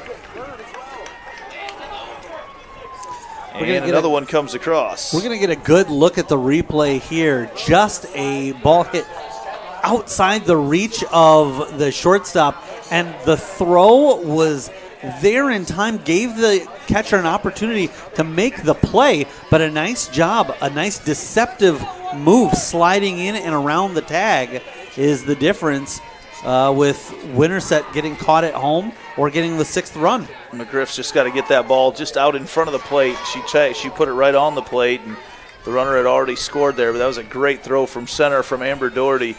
First pitch there to Bailey Acton is a strike. She's 1 for 1 on the day with a walk. Whew. Hacks that one over to the parking lot, and I know my vehicle's over there. I thought I was in this safe spot. Yeah, I was thinking the same thing, and also was thinking this is something that would have been unheard of to think about. We're in the top half of the 4th inning, and Winterset's reached double digits in hits. Ground ball over there to Freeman, who picks up and throws it to Schick at first base, but another run comes across. Winterset extends their lead to 6-2 as we head to the Carlisle half of the 4th here at the Iowa Girls High School State Tournament on the IGHSAU Digital Network. What's affordable to her might not be for him. Our means may be different, but our need for energy is the same. And keeping the price for that energy as low as possible is exactly what we strive to do. It's what we've always done. Investments made 10 years ago have kept prices nearly unchanged. Investments made today will help keep prices predictable for the future. With energy that's cleaner, reliable, and affordable for all. An energy future that's American-made. Mid-American. Obsessively, relentlessly at your service. Being your family's grocery store isn't just about having the best butcher cut meat or the freshest produce. It's not about having the highest quality online shopping or experts who handpick your groceries. And it's not just about giving you the most affordable prices. Being your family's grocery store means making sure that you have all of that. And that's why at Fairway Meat and Grocery, it's what we've always been about.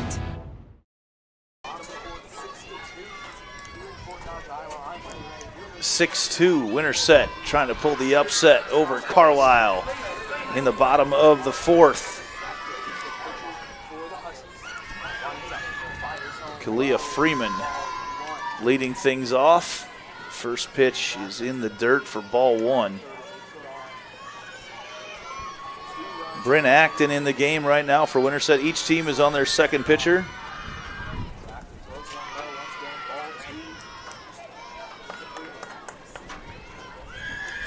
And that makes the count 2-0. Got a feeling we may be in for a lot more hitting in this game as we're halfway through and 16 hits. As that is a strike from Acton on the outside corner. You know, I mentioned that when Logan Brown came in, was curious to see how Carlisle would respond, and honestly, I think they've done a really good job of staying in the game, not letting it get away from them. And then how about credit Brown herself, just a sophomore? Sometimes you can get a little bit shaken thinking, well, my teammate's going to take us deep into this game, if not pitch the whole thing. All of a sudden, your number is called, and she's been fantastic. That pitch just at the knees of Freeman for a strike.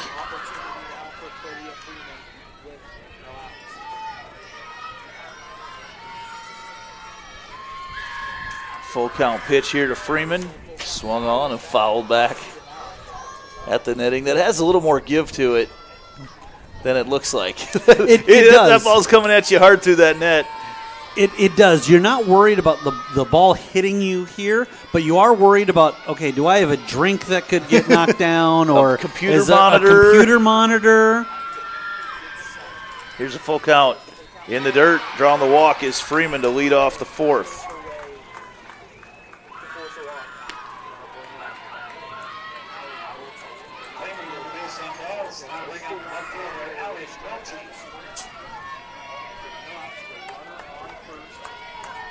Alex Cohen, voice of the Iowa Cubs, had a nice highlight a few weeks ago where in the middle of his call he pointed out, well, I won't have any more audio replay for you the rest of the game because there went my work computer. Saw that, yes. In fact, I think he lost 2 computers in 2 nights. Oh, I believe he, yeah, I think he did. I just heard about the first one. I believe he had 2 in 2 nights. He was spent some time talking about the second one. I didn't see the first one, but he made it sound like that was not a rare occurrence. 1-1 the count right now to Allie Nolte. Watches that pitch at the knees for a strike. Sun has been on and off all day long, but it is just a gorgeous day here in Fort Dodge for the girls' state softball tournament. That pitch just below the knees to Nolte. Carlisle trying to put together a big inning to match some of the big innings that Winterset has had. I don't think we started too late on this game, but I sure feel like it's going to get over late. That pitch popped up over there into right field, and actually McKenna Olson backpedals just into the grass to make the play. And that's tough base running over there as well from Freeman, because you're kind of stuck in a tough spot, because if that ball drops, you've got to hurry up and get to second. Yeah, we've seen that a number of times, and credit, both sides. Good base running where somebody hasn't been overly aggressive, and it's come back to burn them. Back to the top of the order, Reagan Rolling, who's 1 for 2 with a double today for Carlisle.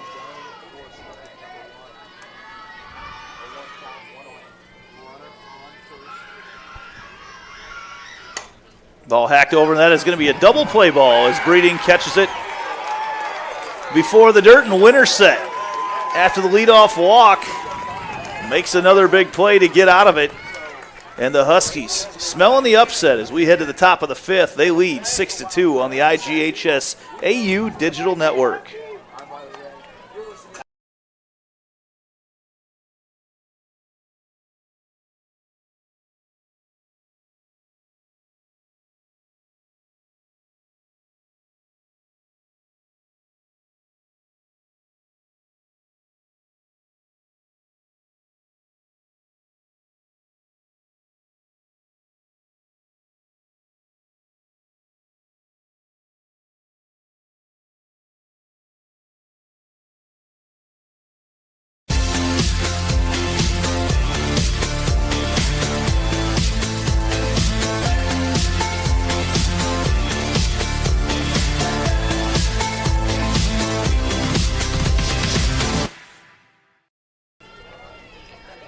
Winterset trying to get some IMT insurance runs here in the 5th.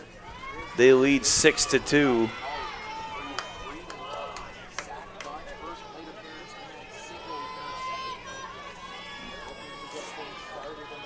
Leading off, the inning for the Huskies is going to be Molly Breeding, who started the game at pitcher. She gave up 2 earned runs. She is 1 for 1 on the day with a sacrifice bunt. And I want to go back real quick to the end of that half inning, and I just mentioned I didn't think anybody had gotten overly aggressive. There was nothing that Freeman can do there. I mean, she's a couple of steps away, and that wasn't a situation where she had time. First of all, the way the ball was struck, she assumed it's going to hit the ground. Yeah, there was nothing she could do about that as Breeding adds her second hit of the day. Her momentum is already taking her to second base as she's running off. It's the equivalency of when a goaltender in hockey is sliding one way and a puck gets redirected, then all they can do is just watch it go in. At that point, she can just tip her cap and say, hey, you earned that double play. It looks like Addie Abel may be coming back into the game, or is this Molly Stoner? That is Molly Stoner coming into the game now to throw for for Carlisle, the freshman.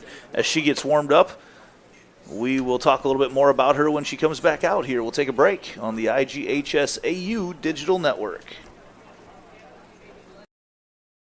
What's affordable to her might not be for him. Our means may be different, but our need for energy is the same. And keeping the price for that energy as low as possible is exactly what we strive to do. It's what we've always done. Investments made 10 years ago have kept prices nearly unchanged. Investments made today will help keep prices predictable for the future. With energy that's cleaner, reliable, and affordable for all. An energy future that's American-made. Mid-American. Obsessively, relentlessly at your service.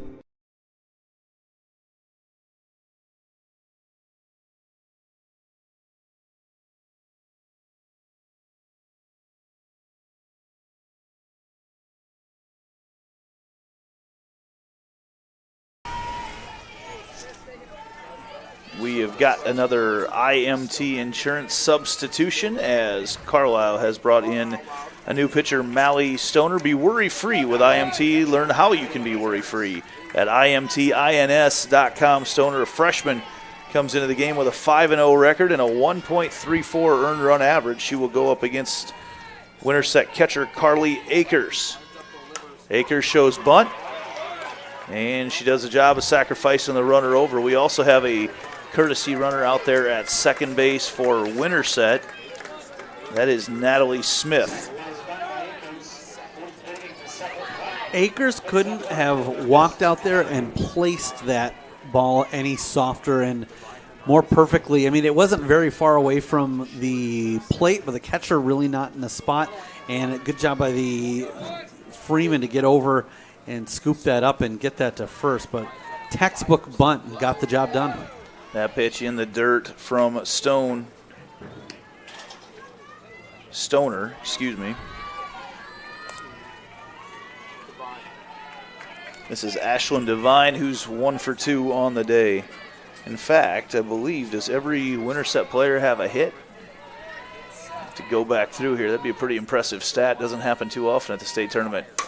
That ball lined up the middle, and that sneaks through. They are going to send the runner around and play at the plate. Safe. Run comes across to score. That's Smith who scores. She was representing Molly Breeding, and now it's a 7-2 lead for Winterset. And Devine has 2 hits on the day. And going back to your point, I've got 8 of the 9 with hits. I had Young reaching on an error in the first and then on a fielder's choice in the fourth. So she's reached safely twice, and her courtesy runner has scored twice. But I think she's the only one who doesn't technically have a hit. Jenna Young, who we've talked about already, so it'd actually be pretty impressive if they got through and she was the only one without a hit. Sure, you certainly can't fault her with the season that she's had with coming back off that knee injury.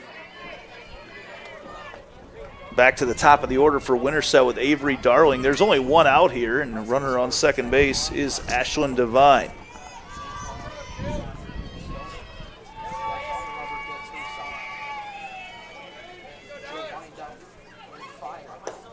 Pitch is low.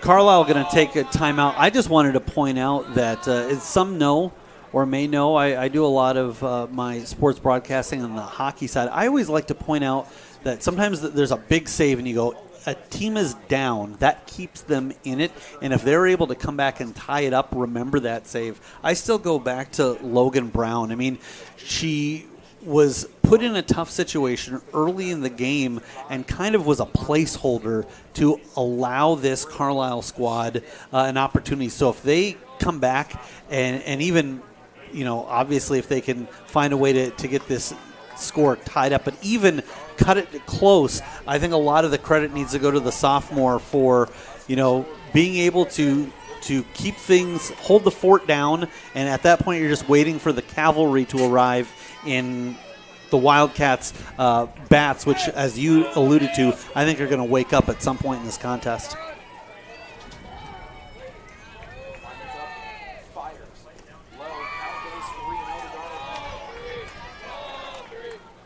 That pitch to Darling low, as she's 2 for 3 on the day.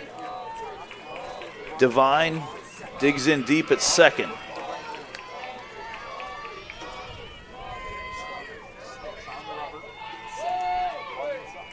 Here's the pitch. Didn't have the green light. That belt-high fastball looked pretty fat. Coming in on the 3-0 pitch to Darling.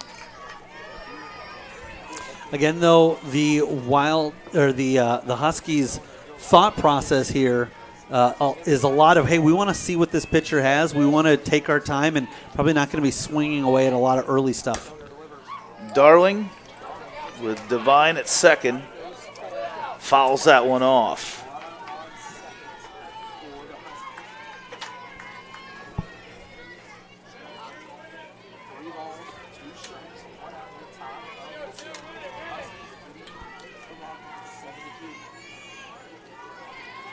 Here's a full count delivery to Darling.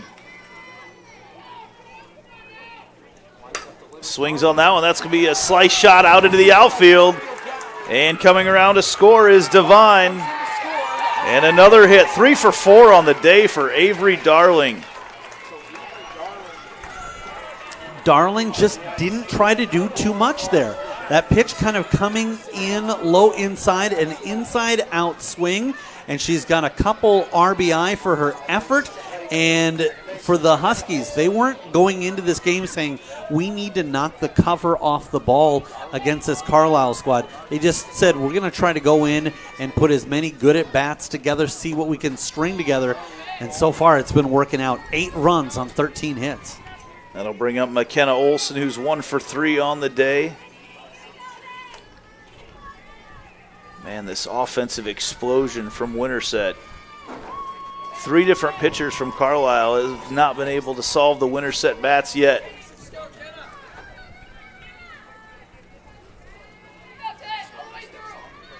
(1-0) the count here to Olson. And that's going to get through. Not quite over there. Nice play by the shortstop. Reagan rolling as she throws to Fernal at second. It looked like it was going to sneak through that little 5.5 hole over there on the third base side, but rolling, covering a lot of ground, makes the play. Yeah, nice job there by rolling to A, back up Freeman, and B, not get spooked by that. Sometimes it's almost like a screen gets set there, and she was able to say, hey, I'm here in case this gets past Kalia, and that's exactly what she was able to do. Jenna Young hits that one in the outfield, and their Winterset now has had every player with a hit today. I'd like to give you a little bit of credit there. I think because you pointed out that we were that close to it, Young heard that and said, hey, if everybody else is doing their part, I got to make sure I get one here. And now Carlisle wants to chat again as Jim Flaws wants to come out. He's going to make another switch, and he is going to bring back in Addie Abel. So as she warms up, we will take another break here on the IGHSAU Digital Network.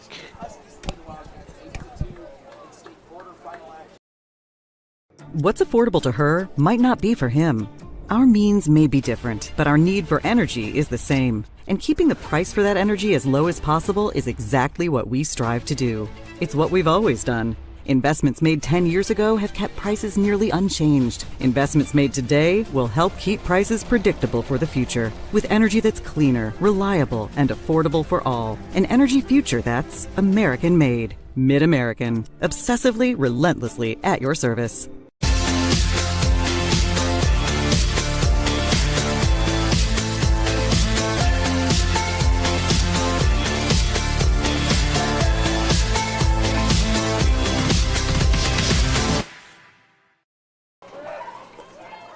Maddie Abel back in the game for Carlisle. You're allowed one re-entry, and she's there. And she is going up against Bryn Acton, who hit a home run off her in the first inning. Acton 2 for 3 right now on the day. Heading up with her fourth at-bat. Winterset all over Carlisle right now in the top of the fifth. It's 8-2 out of 14 hits. Pitches upstairs to Acton.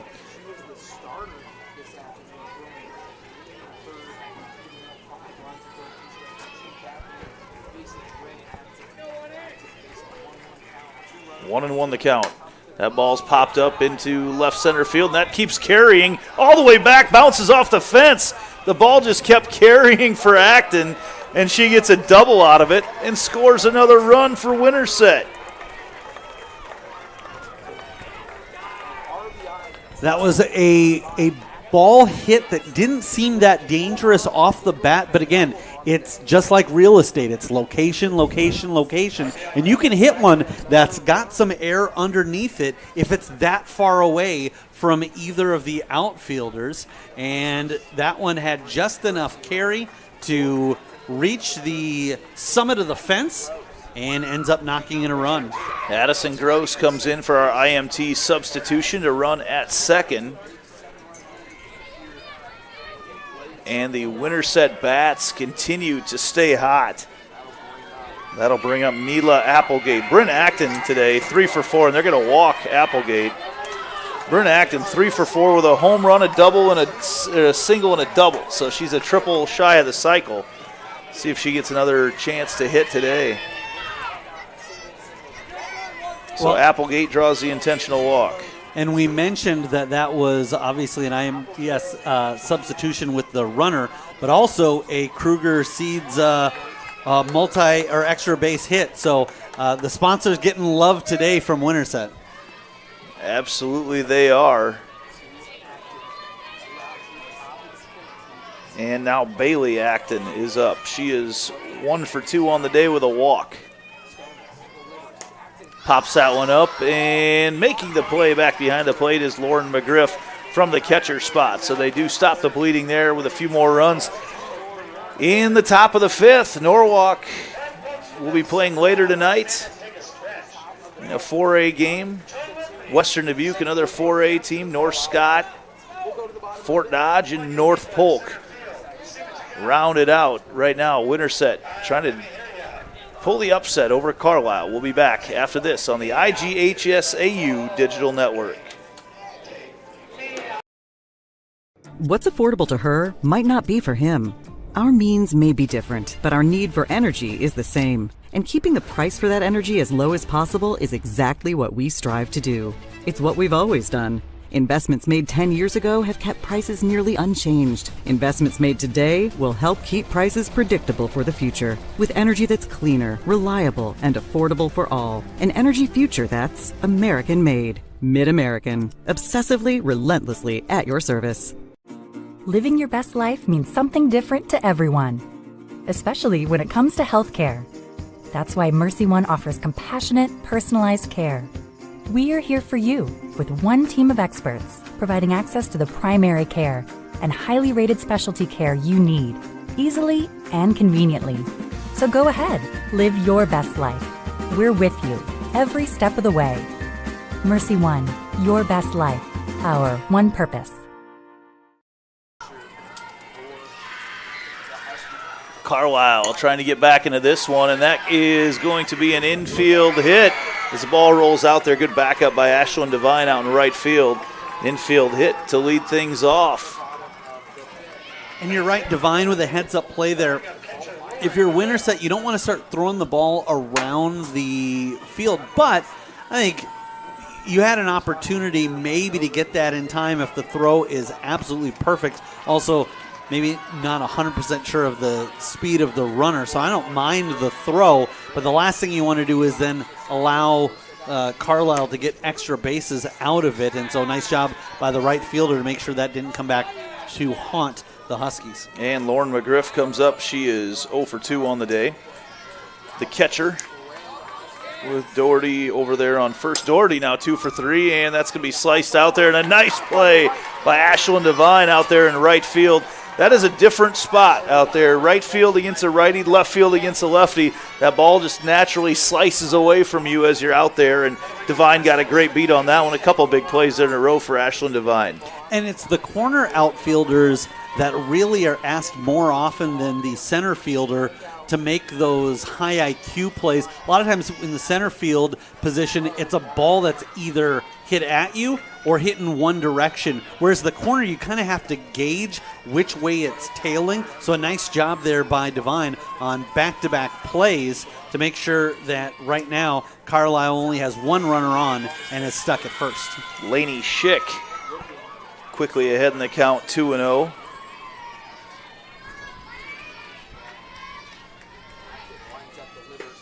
That is a strike right down Broadway there to Schick, with Amber Doherty over at first for Carlisle. Bottom of the fifth inning, it has been all Winterset from the very beginning today. Schick watches that pitch inside.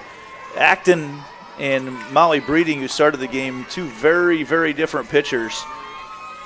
Acton coming more with power. Breeding had all sorts of craftiness to her. That pitch is on the inside corner to load up the count at 3-2 strikes. We're here all week. All the games brought to you free here on the IGHSAU Digital Network.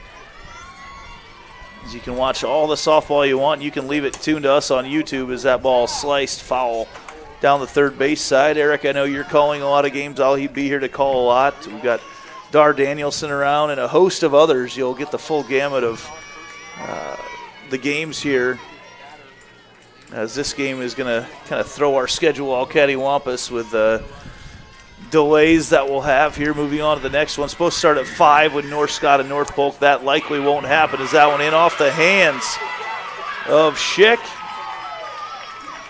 And a couple hits to start off the bottom of the fifth for Carlisle.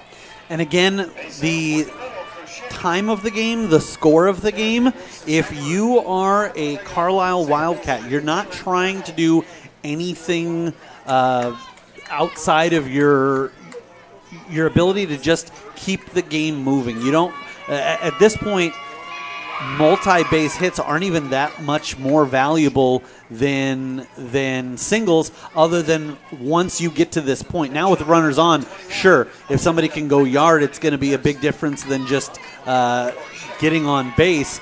But early in the half inning, all you're trying to do is just pass the buck to the next person in the lineup and say, hey, I've done my part, now it's your turn. That will bring up Kaylin Fernal here as that pitch is outside to Fernal. This is a good spot in the lineup to be, is Natalie Ramsey had a hit in this spot today, and Fernal's had a hit in this spot. Shows bunt, pulls back, probably not looking to sacrifice any outs right now as you get down to having just 8 outs left to try to get back in this game and score 7 runs. Taking a lot of those sacrifices out of the equation right now as Fernal shows it and pulls back and watches the strike. Runner on first is Doherty, on second is Doherty. And Olivia Freeman over at first, the courtesy runner for Lainey Schick. That pitch is called a strike. In the upper outside part of the corner.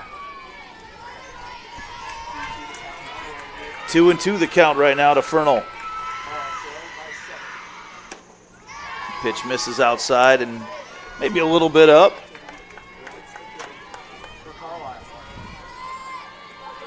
Right now at this point, Fernal trying to make sure that she's swinging at pitches she wants to. That's in the dirt. Loads up the bases for Riley Sievers, who's 1 for 1 on the day.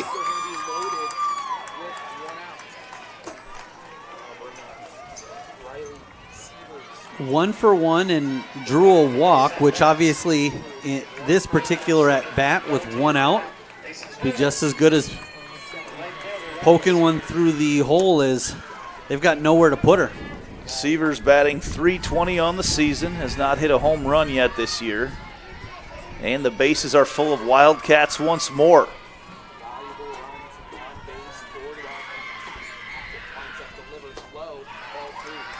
And just like that, it's 2-0 to Sievers. Delaney Thompson, the designated player, waits on deck. Thompson has 3 home runs on the year. They would like to get her up as that pitch misses on the inside, and it's 3-0. Long pause after that pitch because that did not miss by much. Well, now a real interesting situation. If you're Sievers, normally you're taking the whole way here, but also the thought is, well, this means that she's going to throw something real good to hit. Are you tempted? And it looks like we're going to have another IMT insurance substitution. Molly Breeding coming back into the game now with a 3-0 count. We'll take a break as she warms up and be back with more. Got an inning and a half, 2.5 innings left to go here in this one, in this 4A state quarterfinal.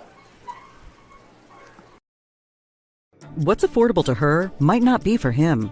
Our means may be different, but our need for energy is the same. And keeping the price for that energy as low as possible is exactly what we strive to do. It's what we've always done. Investments made 10 years ago have kept prices nearly unchanged. Investments made today will help keep prices predictable for the future. With energy that's cleaner, reliable, and affordable for all. An energy future that's American-made. Mid-American. Obsessively, relentlessly at your service. And Sievers up with bases loaded, a 3-0 count. That pitch is in the dirt. Doesn't matter. Runs are coming around anyway. No play to be made. And that will push Doherty across. She was the one that started this inning with a single.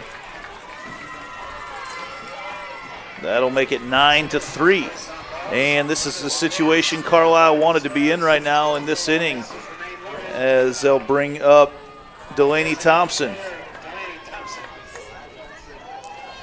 Yeah, obviously for Winterset, they're just hustling back to make sure that they don't get that extra base. But yeah, it's one of those where for a moment it seems important as that ball gets away, and then you realize, I've got a nice little trot in home. Fastball comes in from Breeding on the outside corner for strike 1. Breeding started the day. She's 15-5 on the season. She is in line for the win right now with a 2.02 earned run average. And that drop ball, and this is something that's very hard on an umpire. There's so much movement on these pitches from Breeding that Stan Schmidt has to follow the track of that ball so much. I haven't seen a whole lot of pitchers with this type of movement on their pitches. Goes to that drop ball once more. Well, and as a little bit of a leniency to Breeding, obviously a difficult situation to come into with a count of 3-0, and when you've been over at first for a while, kind of tough to get back into that rhythm. Got a plane flying right across the batter's view in the background right now as Thompson takes that one. I don't know if it's distracting to her, but for me to watch a plane that close, we were looking in the eyeballs of the passengers out the window coming into the Fort Dodge Airport. 2-2 the count right now to Delaney Thompson. Bases full of Wildcats. That pitch is swung on and missed, and Breeding gets a key strikeout there for the Huskies. Obviously a good inning regardless of what happens for the Carlisle squad, but I've got to imagine they're going to be pretty disappointed if Winterset can stop the bleeding here. Big at bat. Back up to Kalia Freeman as she watches her first pitch in the dirt, and Carlisle's had a lot of runners stranded throughout the course of the day today. They'd like to knock in a few of these right now. Otherwise, like you mentioned, it's going to be a lot of what-ifs talked about on the ride back home. Here's the 1-0 pitch. Outside, actually on the corner. Called a strike. That was one where as soon as Freeman watched that one go by her, she immediately then turned to the umpire and just felt like she had her fate in his call. And that is on the outside corner as well to Freeman. She looks down, tells Coach Jim Flaws, a longtime veteran, that yes, it was a strike. And now a 1-2 count. Breeding trying to get out of a jam once again for the Huskies. And that is me up the middle, picked up and flipped over there as Olsen throws it to Applegate to get the out. And for I don't know how many times today, Winterset gets out of a jam once again, as you look at them celebrate right now, they're going to try to add some runs here as we head to the 6th here on the IGHSAU Digital Network.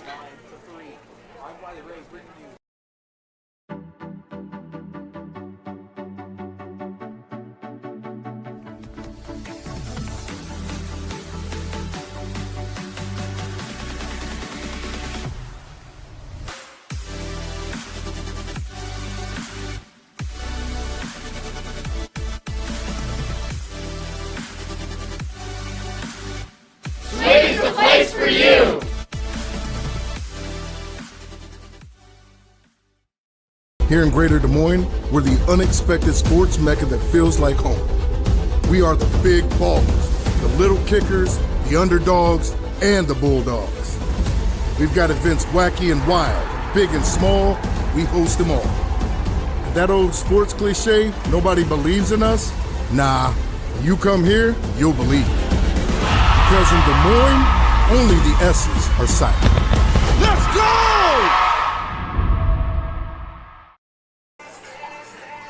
We move on to the 6th. If you're tuning in looking for North Scott and North Polk, you're going to be waiting a while. We still have 2 full innings to play here on this one and a warm-up before those 2 teams go. It was supposed to be a 5 o'clock start.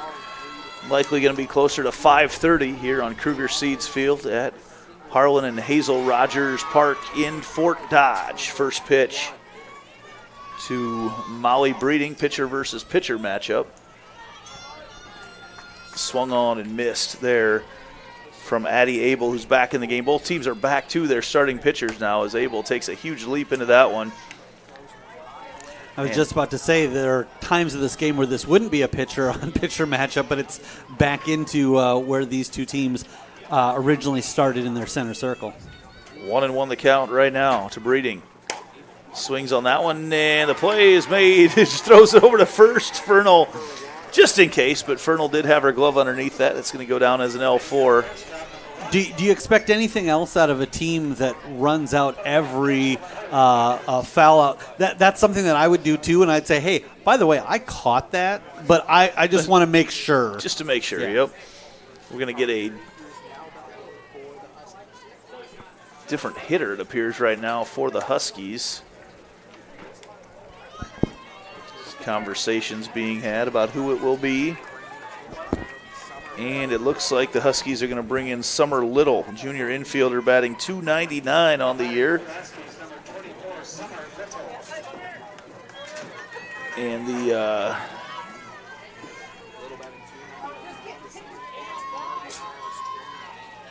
the Adrian Monk in me wouldn't mind seeing her get a hit to bump that up to 300 right now, and she does. .299 wasn't going to take it. She's going to round first, head to second.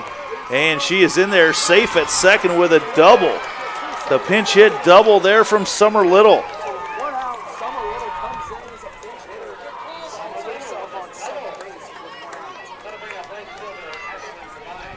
So now 10 batters have had a hit today for Winterset. 16 of them on the board for the Huskies. And Little there just drove that where that pitch was intended to go. Coming in a little bit outside for her, and too many times I feel like players are always trying to direct. I'm somebody who I feel like I pull the ball or I push the ball. More often than not, let the pitch go where it's designed to go. Here's Ashlyn Devine. Devine grounds over to Fernal, picks it up, throws it to Schick for the out. Second out of the inning.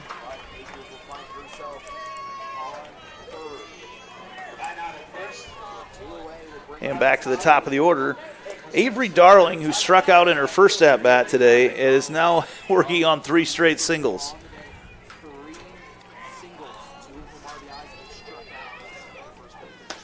And watches that rise ball, quick throw back down there to third, not in time.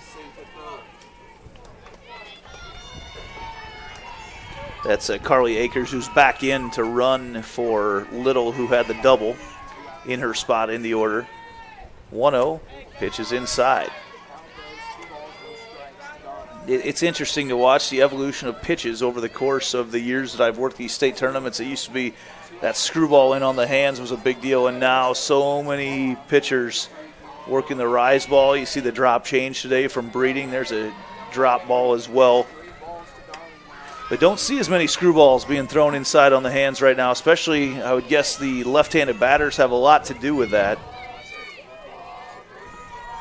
3-0 right now, the count to the leadoff batter, Darling. Perfect pitch right down the middle. Darling taking the whole way, but how many times over the years, different sports, different levels, pro versus amateur, do we talk about leagues being copycat leagues? And you know what? When you find something that works, sometimes people will sometimes copy off your page.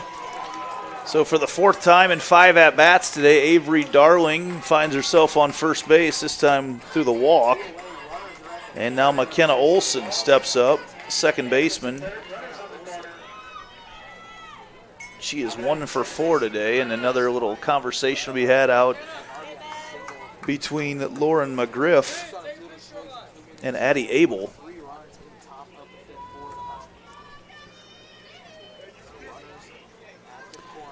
Little conversation with Young and Olson before, and probably a little bit of strategy, but also just taking in the moment of, you work all season to get here, and not only are you here at a state quarterfinal game, but in a good position as a team as well. Winterset trying to win their 4th state tournament game in a row after winning the championship a year ago. Lost so many players off last year's team, and then Jenny Young has a knee injury to start the year. She's back today. And Coach Steve Corker knows how to win them. And obviously the turnover in lineup is going to affect that, but it just kind of goes to show, how much talent and how deep this is that they get back. They are looking to defend a title, and they're rewarded with a 7th seed for it. That pitch upstairs, 1-2 the count right now to Olson. 13 trips to the state tournament for the Winterset Huskies. That pitch is lined out into left center field, and that's going to drop. Another run comes across to score, and they may be looking to get 2 out of it. No. 10-3 as Olson gets her second hit of the day.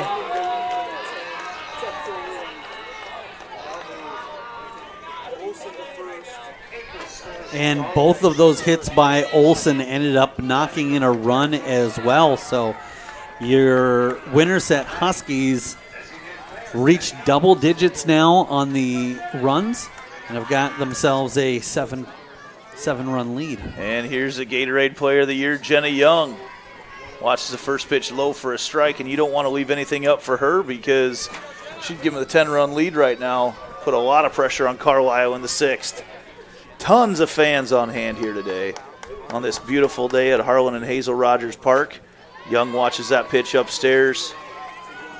And now it's 2-0 to her. And if it gets to 3-0, you might just want to walk her, especially with second base open right now.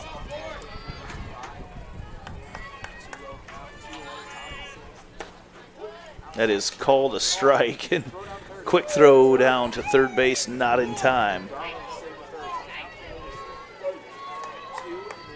I think Freeman applied that tag knowing it was going to be late, but almost just trying to will her team to a much-needed out. Here's a 2-1. Young, that's a fair ball down the third baseline. Runner comes in to score. And now we have a rundown situation, and safe in there back at second base. Sliding in is McKenna Olson. And the second hit of the day for Jenna Young. 18 hits for Winterset. And Young, the last in the starting lineup to pick up a hit, and she's making up for it in the back half of the game.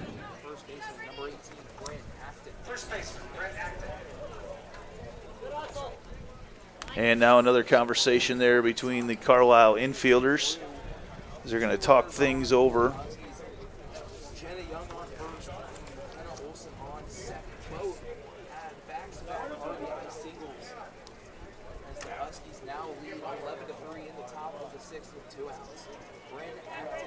The longest game time, regulation game time, at the state tournament is 2 hours and 30 minutes overall, and we may be approaching that today. We're flirting. As Acton comes back up, swings at the off speed for strike one.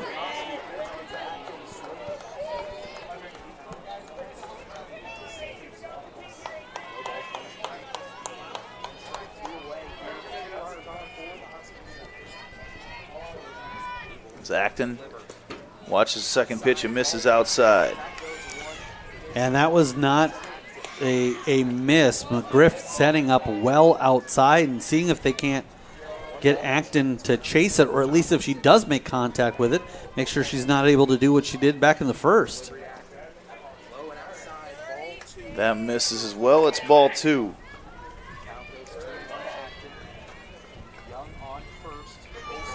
The 4A record for runs is nowhere close to being broken yet. I was going to look up the hits as Acton pops that one through.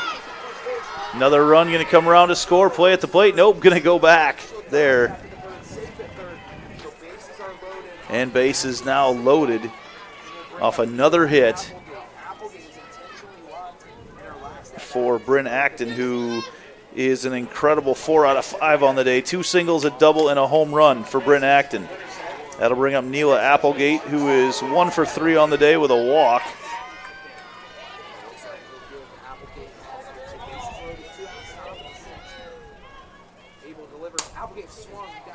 That pitch is foul down the third baseline. The 4A record for hits in a game is 23. So we're actually getting somewhat close to that with Winterset right now. Interestingly enough, Carlisle holds that record. From 2013, they had 23 hits against Washington. And Applegate, the straw that stirs the offensive drink that is the Huskies, and she's had an okay day, but just imagine if she'd been opening up as much as some of her teammates have. And Doherty going to get underneath that one and make the play. More damage done, though, by Winterset here in the top of the 6th. Carlisle going to try to get back into this one as we head to the bottom of the inning. 11-3 our score here on the IGHSAU Digital Network. What's affordable to her might not be for him. Our means may be different, but our need for energy is the same. And keeping the price for that energy as low as possible is exactly what we strive to do. It's what we've always done. Investments made 10 years ago have kept prices nearly unchanged. Investments made today will help keep prices predictable for the future. With energy that's cleaner, reliable, and affordable for all. An energy future that's American-made. Mid-American. Obsessively, relentlessly at your service.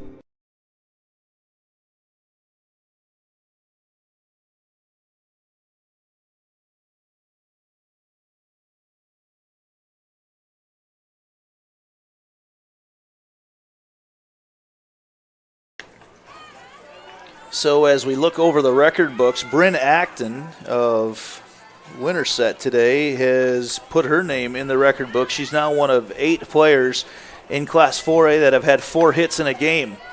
So impressive stat by her. She will get her name entered into that. The overall record is 5, and we'll see. She may get another chance to hit as this game moves on. Right now, Carlisle trying to get back into it. It has been all Winterset from the very beginning. It's been Carlisle battling from behind.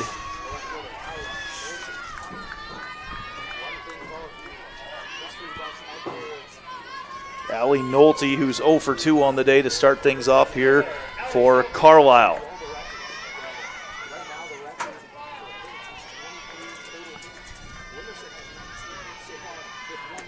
First pitch on the outside corner for a strike to Nolte. A lot of fans for North Polk and North Scott here wondering why their game isn't being played. Well, this one's gone on for a long time.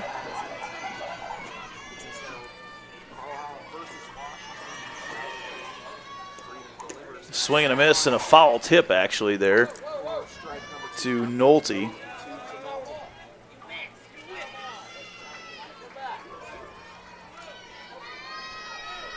As you see them do the patented run down to first.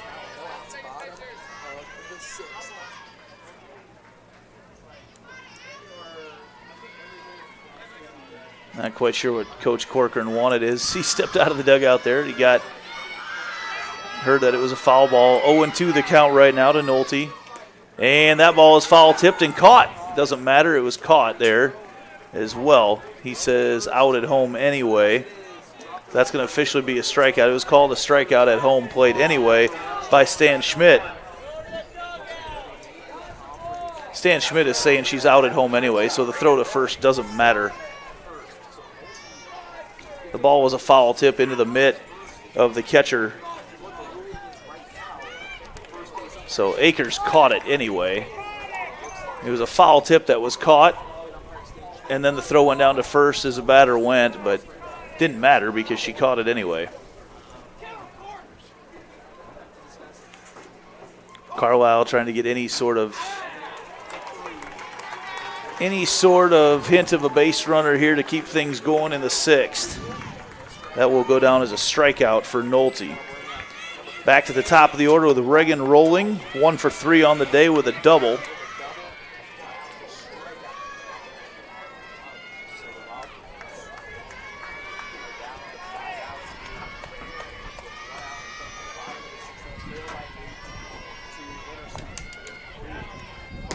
First pitch coming in from Breeding is a strike on rolling. Struck her out to start the day.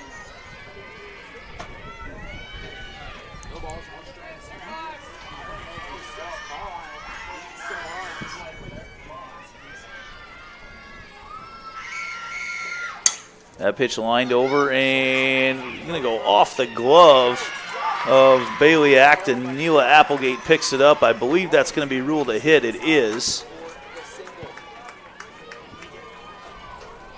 As Applegate couldn't quite get it over there in time, so Rowling gets her second hit of the day, and that'll bring up Doherty, who's 2 for 3 on the day as well. Yeah, it looked like by just a smidge, Applegate may have overran it, but I don't think it would have made a difference, as it's a little bit too much speed there by the runner. And an incredible play over there by the shortstop, Applegate, diving there down the third baseline. She got a beat on it right away. It might have been foul anyway. We'll see. She makes the play. Look at Applegate right off the swing of the bat. I think this would have dropped in fair. Yes, it would have. Applegate makes the play, holds the runner at first base, and puts down Doherty. Now 2 outs here in the bottom of the sixth. This will bring up catcher Lauren McGriff, who's 0 for 3 on the day. First pitch comes in tight from Breeding. It goes down as an F6, but that doesn't really tell the story. There's no record, I was looking for it, record of combined hits by teams in a game. This has to be close. 19 hits for Winterset, 9 hits for Carlisle.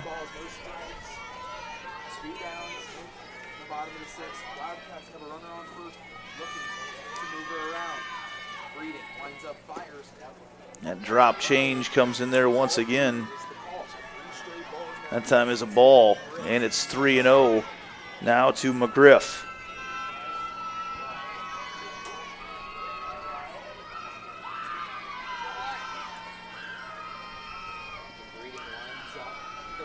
Runner goes. No, they don't. That is a strike from Breeding on the 3-0. Pitch looked like it was going to come inside on McGriff and then just kind of redirected itself right down the pipe. Fantastic pitch for the situation. And that is a walk issued by Breeding.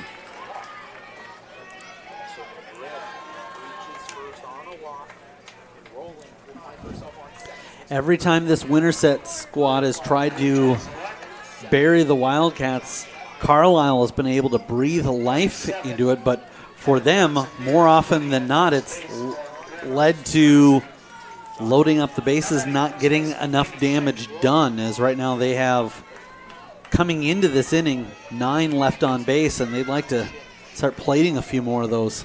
Evan Johnson mirrors into the game to run as Laney Schick comes up to the plate for Carlisle with 2 outs. First pitch, just a little bit low.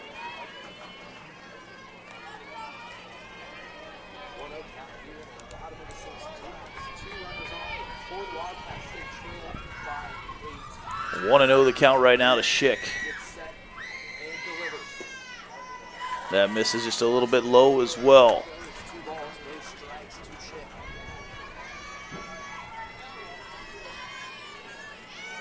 My math tells me that's 28 hits combined between the two teams today. Might be a reason why we're pushing the state record for a 7-inning game.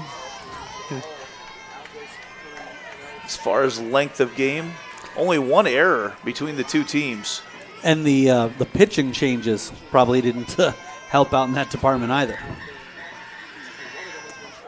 That pitch to Schick is a strike right at the hands. Makes the count 3-1.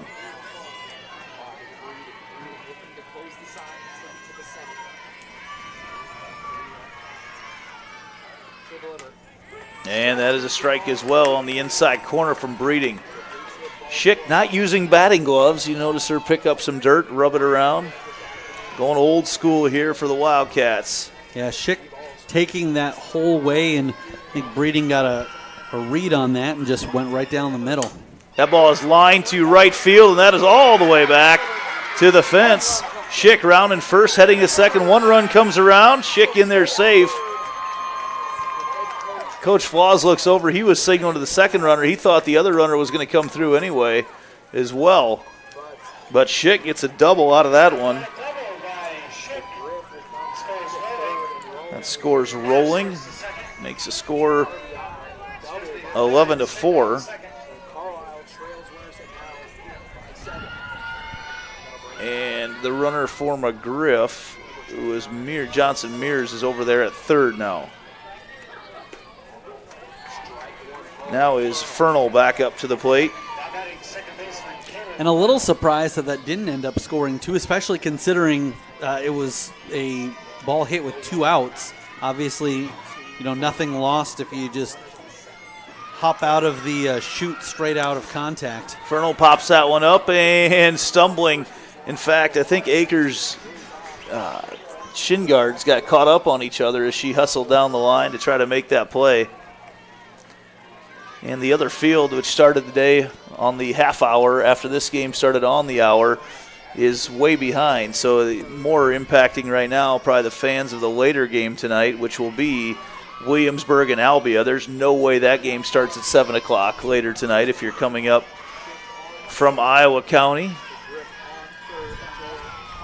Number 1, Williamsburg. Number 8, Albia in Class 3A. That pitch got away, and the runner's going to come in and score.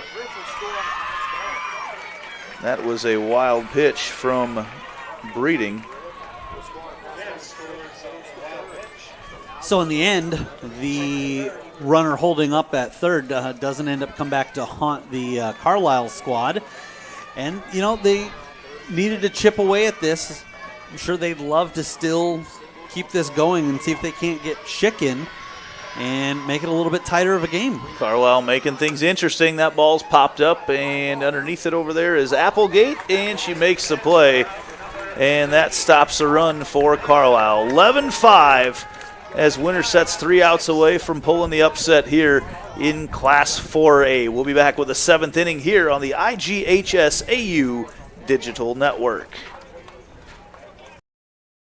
Hello, I'm Brent Johnson, an Iowa farmer from Calhoun County and president of the Iowa Farm Bureau.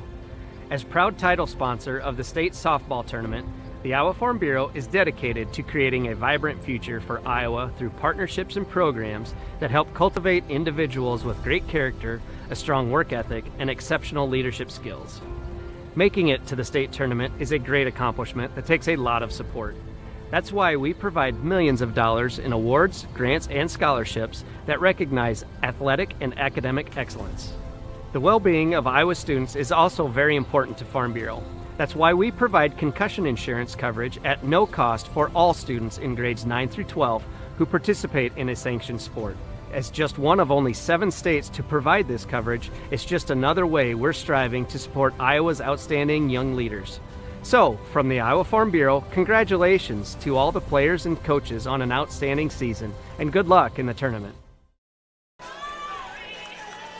Winterset will head to the 7th as they will go up to bat with Bailey Acton and Molly Breeding. Carly Akers here in the 7th inning, leading 11-5. Look at this box score right now. 19 hits for the Huskies, Carlisle with 10. Just one error in this very high-scoring game. That's what jumps out to me, is if you put the ball in play that many times, the defenses have got to be pleased from both sides that they were able to get the job done as often as they have. Bailey Acton, who is 1 for 3 on the day. And back in, we've got another IMT substitution. Logan Brown is back into the game, so the 5th different time that a new pitcher's been used today for Carlisle.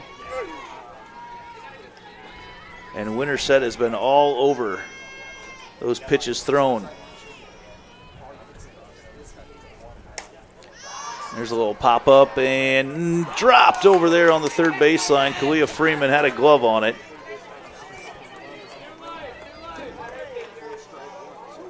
Couldn't quite haul it in.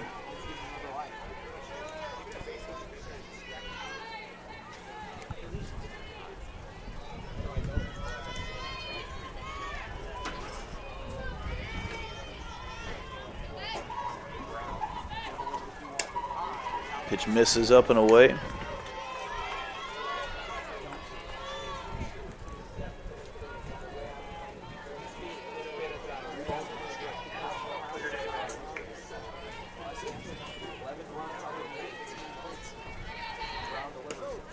And that 3-1 pitch comes in on the inside corner there to Acton.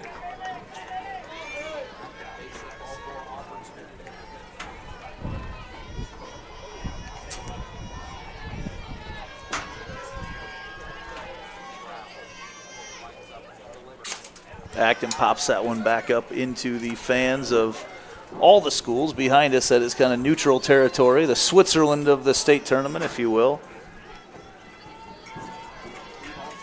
Get fans from North Polk, North Scott, Winterset, Carlisle all combined into one in the bleachers right above us now. Here's the full count pitch. Swung on, popped up into the infield. And McGriff makes the play as she's got Freeman right there to see it as well. And that's one down here in the top of the 7th.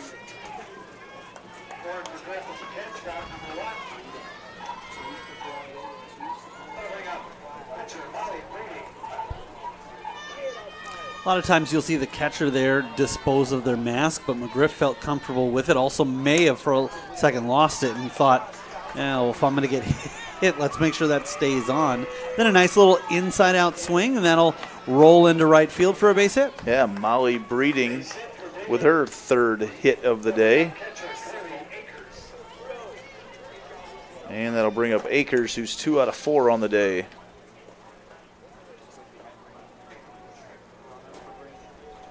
And both times she did reach base, was able to come around and plate one of the 11 Huskies runs.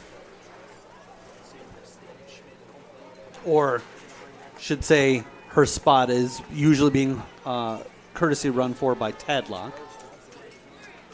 And Tadlock does come back into the game right now. That scorecard there for the umpire, for home plate umpire Stan Schmidt, has to be full of chicken scratches. I'm not sure how much space there is on there, but with all the pitching changes and substitutions at courtesy runners and pinch runners that we've had today, that thing's got to be about as full as it can possibly be. It looks like a CVS receipt right now. Gonna have to start going electronic scorecards. 20 hits for Winterset on the day. That pitch goes inside here on Akers. Akers 2 out of 4 on the day. Actually, I take that back. Akers is 1 out of 3. Summer Little came in for and hit a double. So 10 different players have had hits today for Winterset. That pitch is swung on and missed. 1-1 the count.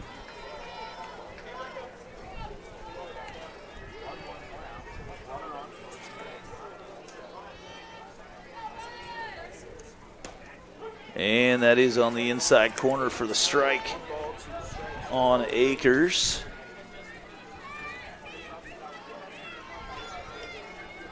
One out here in the top of the 7th. We're getting our money's worth out of this one. Pitch misses upstairs. Evens up the count at 2 apiece. Runner at first base is Tadlock. She represents Molly Breeding.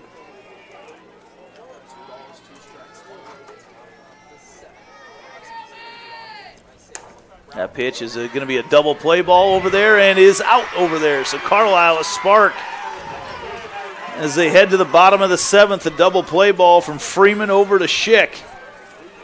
Carlisle with a spark, going to try to get back into this one. Here in the bottom of the 7th, they trail by 6. Back with more on the IGHSAU Digital Network. What's affordable to her might not be for him. Our means may be different, but our need for energy is the same. And keeping the price for that energy as low as possible is exactly what we strive to do. It's what we've always done. Investments made 10 years ago have kept prices nearly unchanged. Investments made today will help keep prices predictable for the future. With energy that's cleaner, reliable, and affordable for all. An energy future that's American-made. Mid-American. Obsessively, relentlessly at your service. The Iowa Farm Bureau is proud to present the state softball tournament and celebrate the accomplishments of Iowa's student athletes. To the Iowa Farm Bureau, this is more than just a sport. It's hometown pride, it's hopes and dreams, it's our future leaders. It's a reason to do more and be more. And it's that farm-strong spirit that can only be found in Iowa. Congratulations to the student athletes and coaches on an outstanding softball season. And remember, today's successes are just the beginning of tomorrow's achievements. Coming back out, I think you're going to see a replay of that double play for Carlisle to end the top of the 7th. It is a hot shot off the bat over to Freeman. Right there and able to make the play. Tough spot for any runner to be in as well. You got to be able to adjust very quickly. Riley Seaver's going to try to start off the comeback here for Carlisle, and the first pitch that she sees is a strike. So it does not appear right now anyway that Winterset will break the state record for hits in a game. That was 23, and they have 20 right now. Pitch swung on and missed from Sievers. Going to try to make their comeback with his 6, 7, 8, and 9 batters here in the bottom of the 7th. I know I haven't seen a game at the state tournament with 20 hits, especially combined 30 hits between the two teams. 11-5 our score right now. Winterset in the lead, and that pitch misses down low. Dar Danielson is getting antsy to come in and call the next game.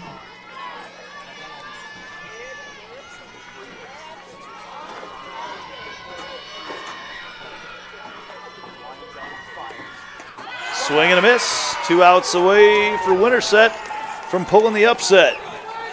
And that's got to be frustrating for Carlisle, as Sievers, before that hadn't been retired, had reached base safely the first 3 times she came up with a single and a couple of walks. So now the hill to climb becomes even that much taller. 6 strikeouts today for the Winterset pitchers, Breeding and Bryn Acton. That first pitch to Delaney Thompson is a called strike.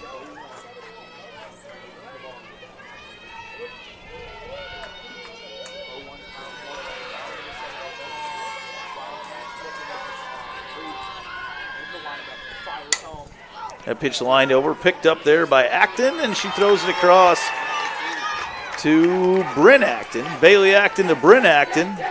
And now 1 out away from the upset. Carlisle won the first 2 meetings in the regular season this year, but Winterset firmly in control right now. Like they say in the NFL, sometimes the hardest thing to do is beat the same team 3 times in a season. Nice job there by Acton to quickly get that over. Didn't try to argue that she'd caught it cleanly. That definitely had hit the ground, but just got herself in front of it and fired over to the glove.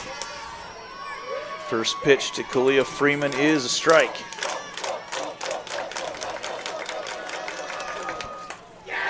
Rise ball comes in from Breeding for strike 2.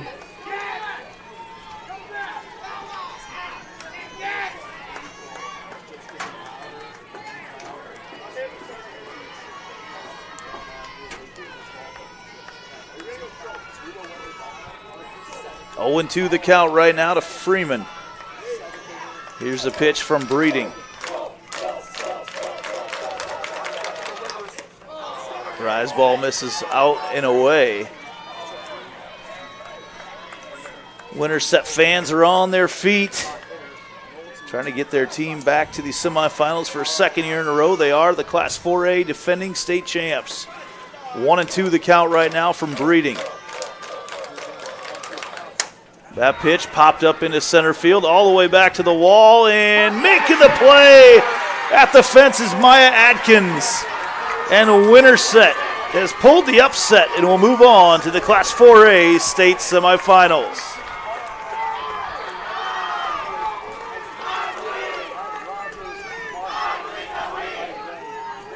Well, it was a gauntlet for the Huskies, but they're able to stick with it. And quite honestly, I think the Winterset squad getting out to a early lead, Bryn Acton with that 2-run home run back in the first, and then adding 3 more in the second. From there, it was kind of like, walking downhill. They put themselves in a good position to win, and then were just able to, lean on Carlisle enough to finally knock them out. What a day for Bryn Acton. She was 4 out of 5 with a home run, 2 singles, and a double. It was just so impressive of a day from her. That's going to wrap it up. As you see, Winterset has moved themselves on to the Class 4A state semifinals. That will be Wednesday morning at 11:30 right here, or over there on Iowa Central Field, They will play the winner of Fort Dodge and ADM, which is going on. Actually, that game is over as well, I believe, over on the other field. I did not see who won that one. North Polk and North Scott coming your way next. We'll close things up here and move it on to that game as Dar Danielson will take his place. I'll be alongside him and make the call as the great fields crew here at Harlan and Hazel Rogers Park comes out to get things done. That's a final. Winterset wins over Carlisle. For Eric Zamora, I'm Andy Pollack here on the IGHSAU Digital Network.